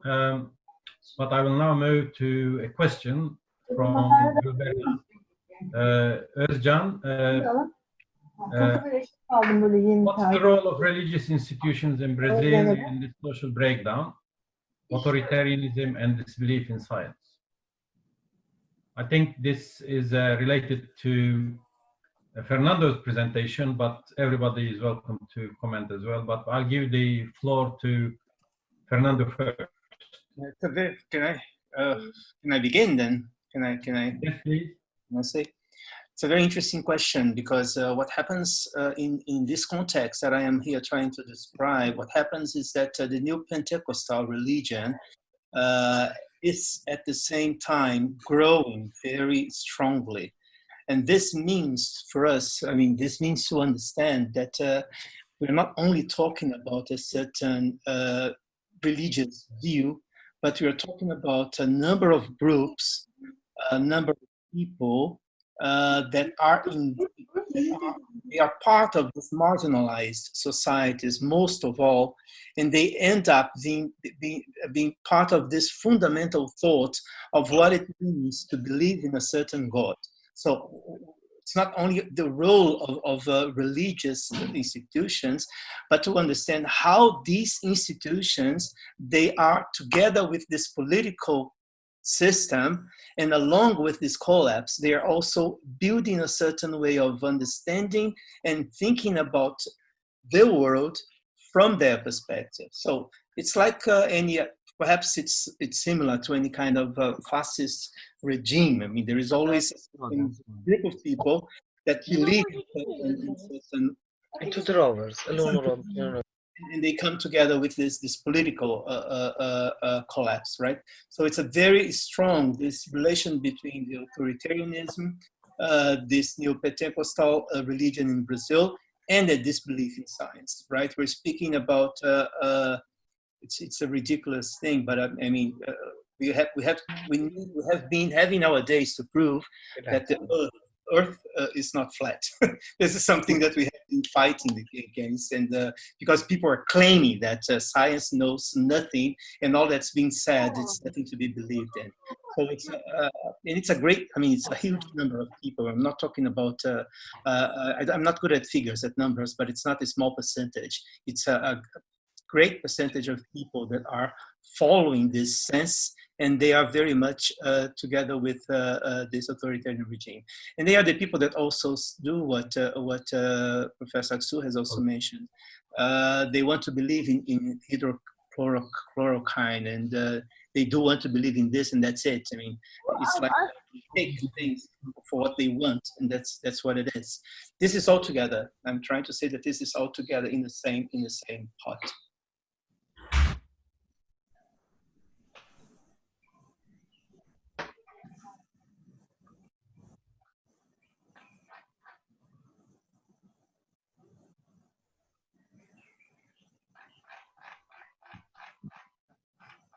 Sorry, I cannot listen.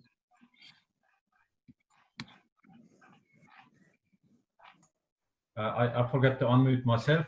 Just to say, two comments, messages from John Campbell and Stu.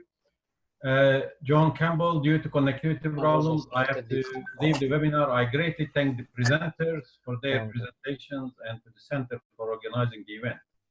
Stu, thank you to all three speakers for their thought-provoking and stimulating perspectives. Have a good evening. Then we have a question from Engin Sustam.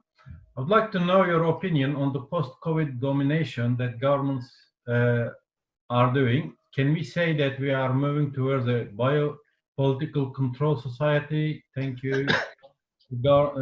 Thank you. The government, I think it's truncated here. So two questions. Can we, what do you think about the post-COVID domination of the politics and government? What can we say? Can we say we are moving towards a biopolitical control society? Can I also ask all participants to mute their microphones if they are not want to ask questions, because there are some interference I can hear from time to time. Thank you. Comment on Engin's question? I can comment. Please, Feride.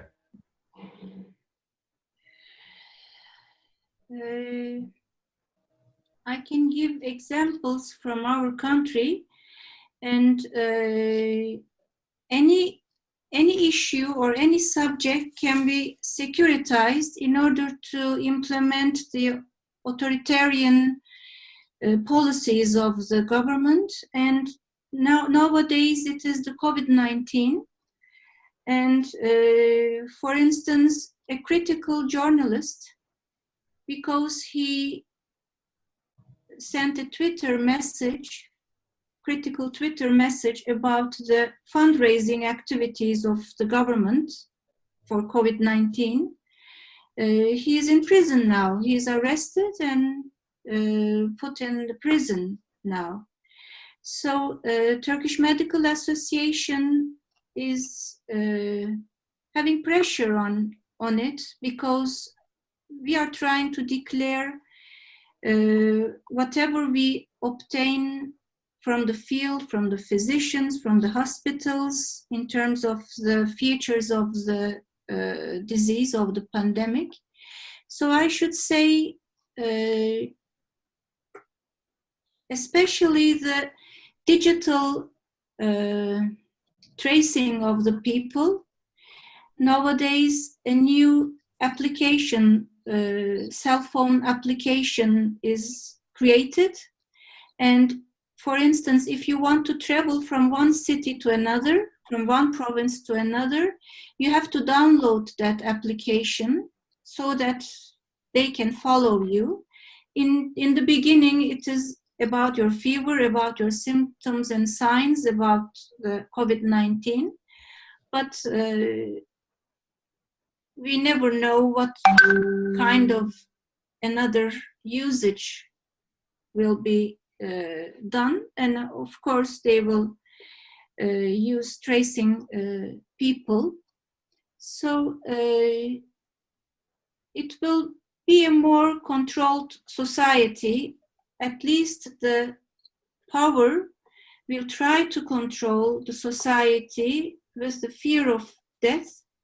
But that was the reason why I concluded my talk, that we have to be socially close. We have to create ways to come together and struggle for our social solidarity. And we have to keep our solidarity. We have to keep our social life and social and political participation in the in our country's life. Thank you. Can I say a couple of things, because there are lots of questions about the relationship between science and government, and in the questions there are two seemingly contradictory narratives. So on the one hand, there is the point about biomedical control, and on the other hand, there is the notion of, you know, a post-truth society in which science is completely ignored. So I suppose my first point would be that although those might seem to be contradictory narratives, I don't think they necessarily are. I mean, my sense of government is less that it's Machiavellian, but it's opportunist. And so they see a good opportunity when there is one, and they are taking advantage of the current pandemic in order to slip through all sorts of things otherwise they wouldn't be able to get away with. So if you look what's going on in the UK, there are all sorts of privatizations of the health service going on. Rather than using NHS structures, for instance, they're using private companies for track and trace and so on. Now, the first point is actually those critically undermine the effectiveness of those structures, because if you want people to reveal their contacts, say under a track and trace system, are you going to expect under Black Lives Matter that people will be prepared to tell the state who all their contacts are? Do we expect that under Prevent, that Muslim populations will be prepared to tell the state everybody that they're meeting and so on? Of course they won't. It would be far more effective if you do it with trusted local organizations, people you know, community nurses, and so on and so forth. But it's an opportunity, and they're taking advantage of it in big ways, both in terms of privatization and in terms of control. And I think clearly we have to be very careful politically about the extent to which we accede to measures that might seem pragmatic in the short term in order to monitor the pandemic, but mustn't be long-term structures which can be used in other ways. And at the moment, they clearly are. But as I say, that's why those structures are failing. So it's also a failure to deal with the pandemic. On the other hand, there is the post-truth narrative, because while government wants to use science pragmatically for its control, it doesn't want to be accountable to scientific criteria for whether it got it right or wrong. And I think one of the things that's happened more generally under populism and under the notion of the people against the elite is that various groups that used to be seen as neutral and benevolent, like certain forms of expertise and academics, are then shifted into the out group, part of the elitist other. You know, we're seen as a part of a cosmopolitan elitist group, and to some extent, right? I don't agree with that characterization, but to some extent, we've allowed that to happen. I do think that academia can be exclusive. I do think that academia can be elitist. I do think that academia sometimes does open itself up to be construed in those ways, which is why actually there are things that we can do as well to contest that narrative and to show that we're not part of an anti-popular elite. It's why citizen science is so important, as somebody talked about earlier. It's why open science is so important. It's why actually talking in an accessible language and thinking it proves our priestly credentials if we talk in an arcane language that nobody can understand has got to be avoided completely. So to some extent, we've made it easier for ourselves to be portrayed as part of an elite out-group, an anti-popular out-group, which then allows the government to avoid its responsibilities. And I think we shouldn't only look to critique others for what they've done to us, we should critique ourselves of what we've allowed to happen to ourselves. Thank you very much, Steve, for this. I just want to remind everybody, now we are just at the end of our usual time, but I suggest we continue this conversation for a while. I know some of you may have to leave. Please feel free, don't feel under pressure. But I wouldn't encourage you to do unless you have good reason, because I think this conversation is proving very, very informative and very thought-provoking. I will carry on with reading the comments and questions. This pandemic not happened in the future, so what is planning of most important role of who? As far as I understand, how do you see the World Health Organization's role or position in the future, and in the context of other possible pandemics as well? Anybody would like to respond from the contributors? Feride, would you like to say something on World Health Organization, current state and potential future?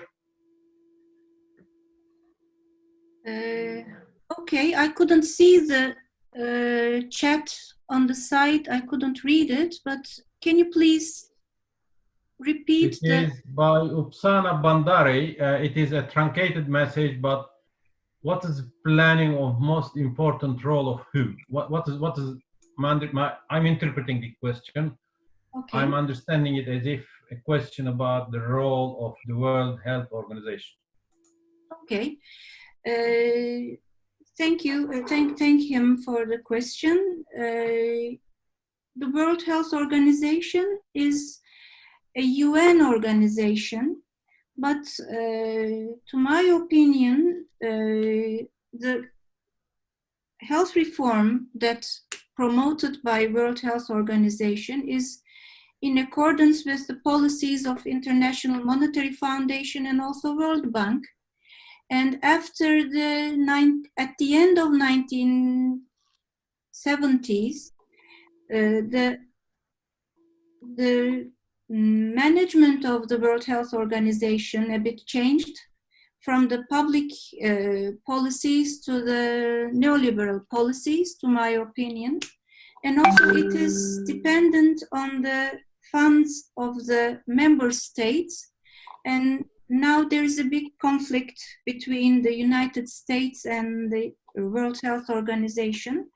On the other hand, World Health Organization has an expertise in management of the big disasters, including the pandemics. But as I mentioned in my talk, it is not only a medical issue.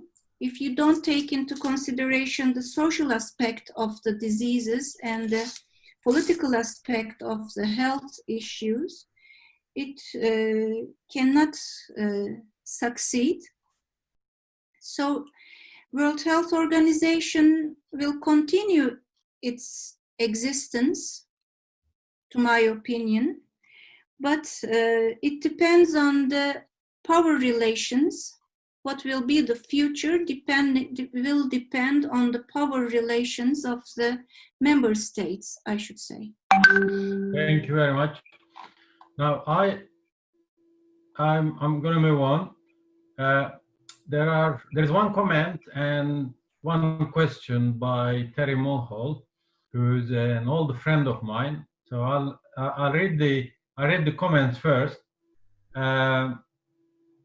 Without downplaying the cruelty and stupidity of Bolsonaro regime, he wants to point to the role played by state governors and local medical administrators. And I think this is related also to Steve's comments about how you can create social groups, social ownership of the issues, particularly building up from the local upward. The other comment he makes is that with regard to science in Brazil, the problem is not simply the political class, nor is the problem simply a culture of anti-science. I would not want to ignore that, but I regard as equally serious problem is the fact that the whole academic and science profession here in Brazil has incorporated neoliberal ideology. This is again an issue raised by Steve in his latest intervention or answer. So we can see here some dovetailing of ideas and thinking on this issue between the contributors and the audience, at least some of them. Now, Terry also asked a question. The mediation of science politics relationship since the 1970s, at least we have seen a reaction against the technocratic pretensions and corporate control of science. Foucault, Latour, etc. Perhaps the pendulum swung too far away from science. Tyranny of experts, anti-vax movement, example. With COVID-19, has it now swung back 180 degrees? Are we in danger of forgetting the critique of science over the past 40 years? How can science be democratized while protecting the autonomy from neoliberal and populist opportunism? All three contributors are welcome to comment on this if they wish.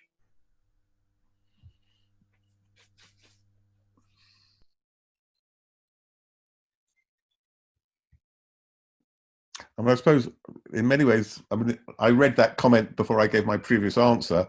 So my previous answer was as much an answer to this question as to the previous questions. I mean, I think it's precisely because of the validity of that critique of science that was made that it gives a tool to to anti-truth, anti-scientific governments to undermine science. And I think only if we take that critique of science seriously will science thrive. I mean, the irony is that many in the scientific community were very defensive about that critique, and they saw it as very damaging to science. And to my mind, it's the only thing that is going to save science, along with, I mean, not only the nature of science, but the nature of universities and the nature of university institutions. They are still institutions for the elite. They're still institutions in which the poor and the black and marginal groups don't take part. And until we make the world of universities and the practices of science democratic and open, as I say, we are very easily painted as the other by government, which then allows them, ironically, to slash funding and make us even more elite and even more hard to reach by those who are vulnerable and marginal in society. So, in many ways, it vindicates the work of Latour and others. Thank you, Steve. My microphone. Fernando. My microphone is on mute. I cannot unmute. We can hear you. We can hear you. Yes. We can hear you. Okay, I'm sorry. I thought it was, yeah, I agree with what Steve has just said. I think I had read this comment too, and I think it's very interesting. Just want to comment on the comment. I was not saying, perhaps I was not clear enough, I was not saying that the problem is the politicians, right? I was talking from the perspective of a political system that has been built under certain structure that's got to do with the powers of colonialism, and also that has built a certain culture. And we are part of this, right? So, as you said, I mean, it's not simply political class, it's not either a culture of anti-science.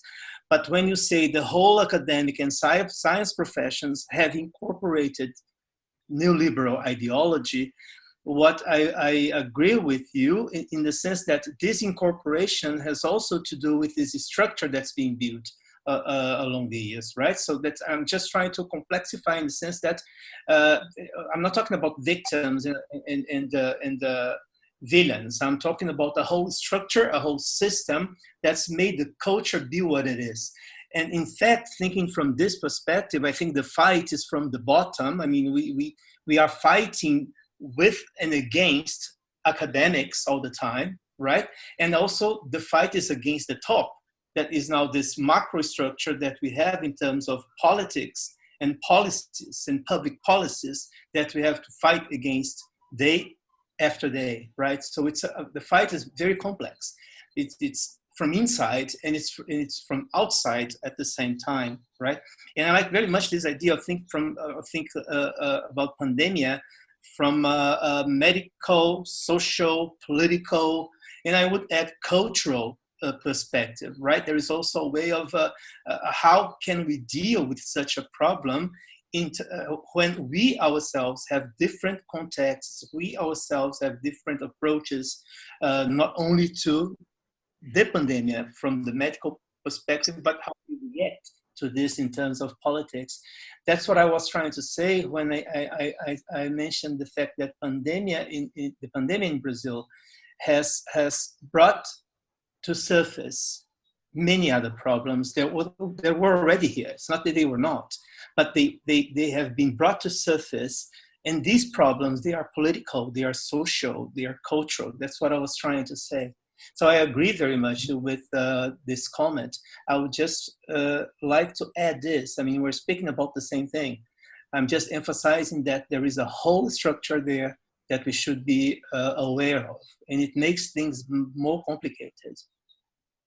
Thank you, Fernando. Can I abuse my position and join this conversation here? Yes. I think our experience through the Academics for Peace process has shown us that the higher education institutions and the learning and whatever institutions have never been fully autonomous, but we also said they are not resilient to interventions by political, new types of intervention by and domination attempts by authoritarian regimes. And therefore, I think another dimension in this debate is whether and the extent to which we can build up alternative modes of knowledge, quotation mark production, in addition to what's going on campuses or otherwise. The other dimension that we become aware of, or we discovered through thinking and discussion, is that the creation and dissemination of knowledge should go hand in hand with learning together with social movements. Better synergies, better interactions with social movements, not only in terms of trying to teach them something, but also to learn something from them. My friend Aziz Chaudhry is very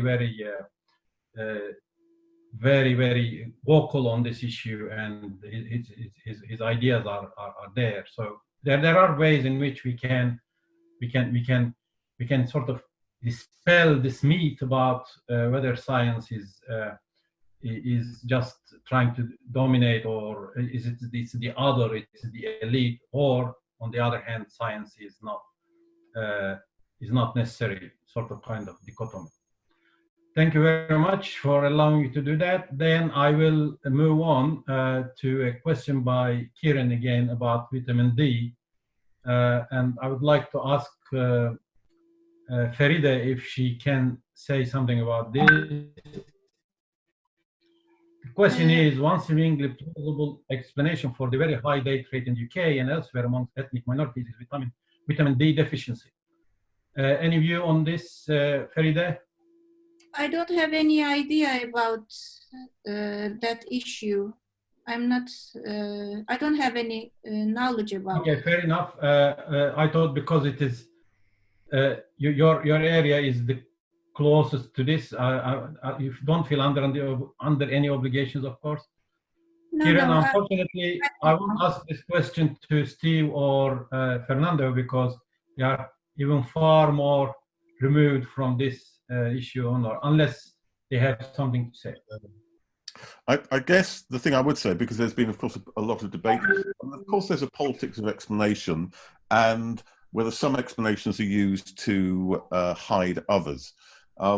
So, I mean, clearly, the danger of such explanations, if you take them as a total explanation, is that they hide, you know, the forms of inequality and the forms of oppression which lead to those inequalities. So one of the figures that struck me, for instance, very forcibly during the pandemic, it was work, now I'm trying to remember who it was by, but anyway, it was a study which showed that poor people were 6 times as likely to leave home during lockdown, and black and minority ethnic people 3 times as likely, but there was no difference in motivation to stay home. I mean, it was just the practical realities of staying at home and putting food on the table. And that clearly is an important part of the explanation. It's not to say that there might not be something to vitamin D, but at the same time, I think there is a problem if the focus is on those explanations as a total explanation, because then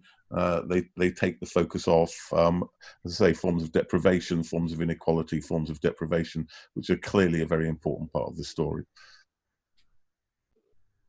Thank you, Steve. Just again, a procedural issue. I've got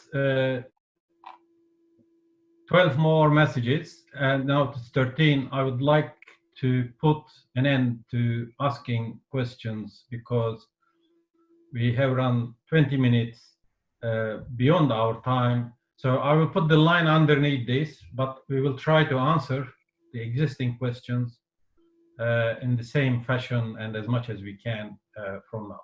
No more questions, please. Now it is 14, this is the last. Anything after 14, I will not read it. Okay, Feride Kumbasar asked a question. Any political decision should involve in assessing the competing demands, assessing the needs, etc. And then scientists should have input, but they are not the one who should make these assessments and take decisions. Therefore, I agree, we need all stakeholders, including public via NGOs, to participate in decision-making. Government's effort to legitimize its approach by using science will not rescue them from accountability. Is there a question here? The question here, don't you think the scientists who think that they can take objective position and should not involve in politics, while science itself has a political power, should also be held accountable? Is there any way to hold them accountable?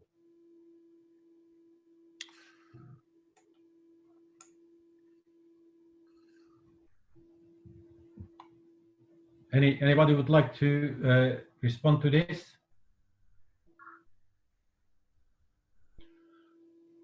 I think part of the reason for the silence on the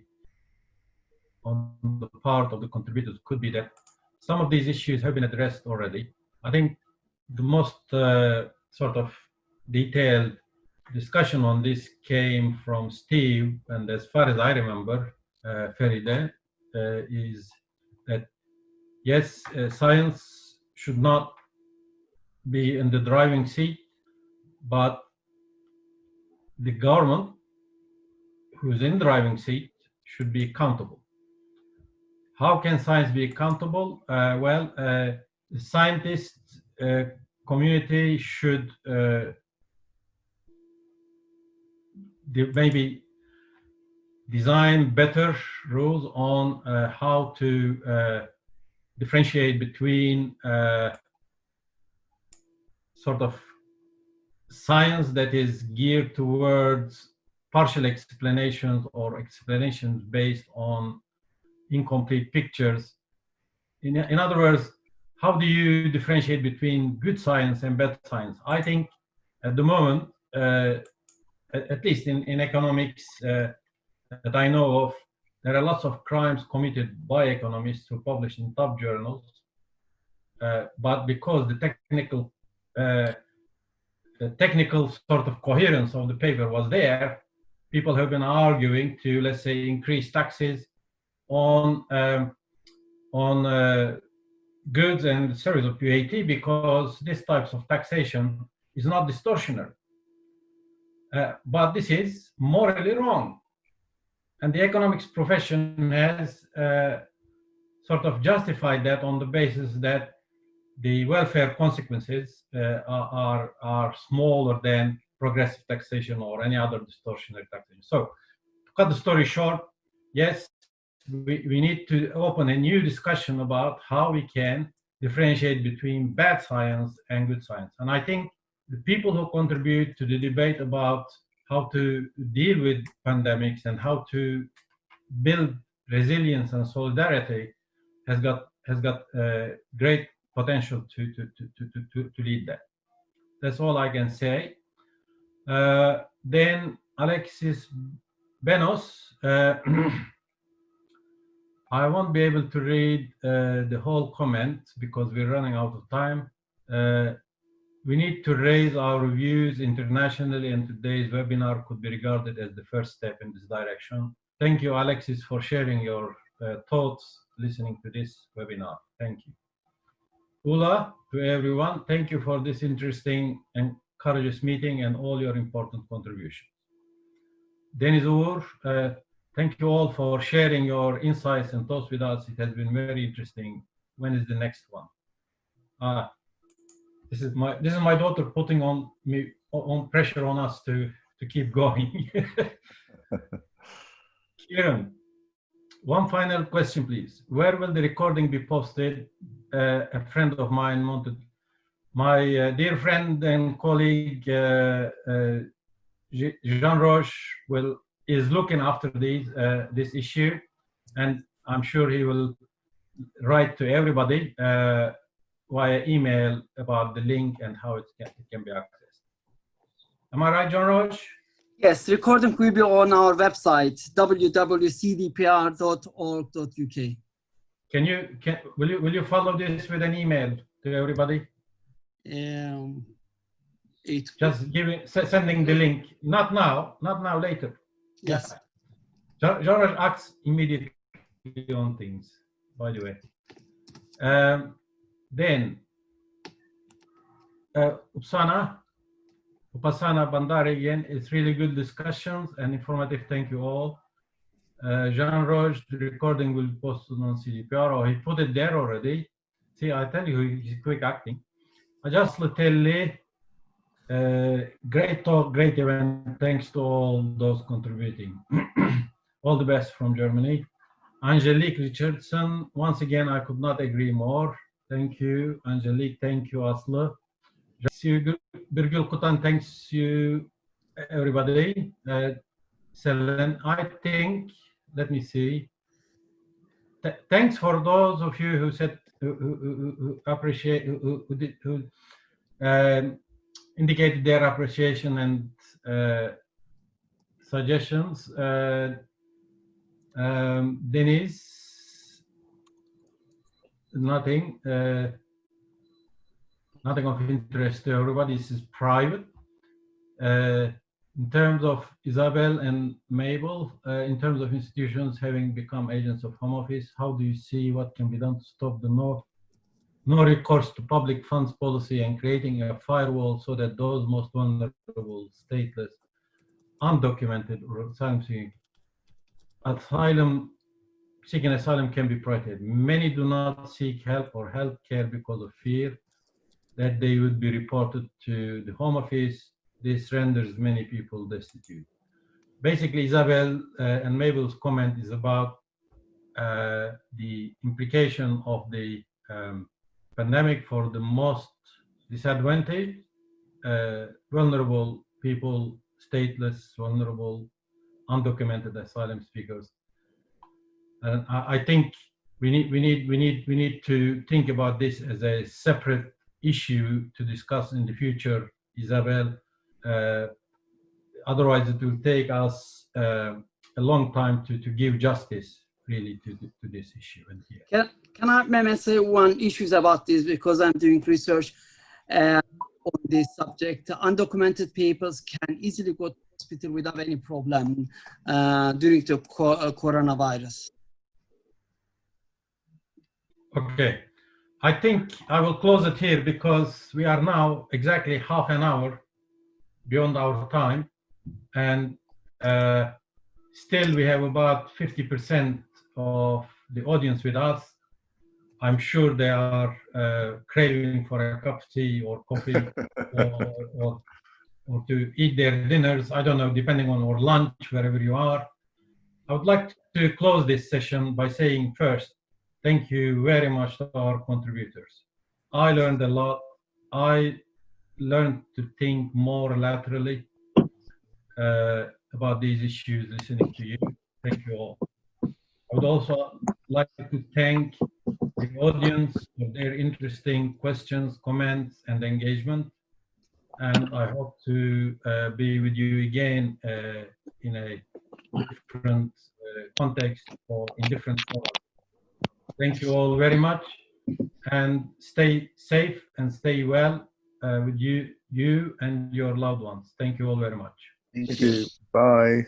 Bye. Bye. Bye. Thank you, Mehmet. Thank you.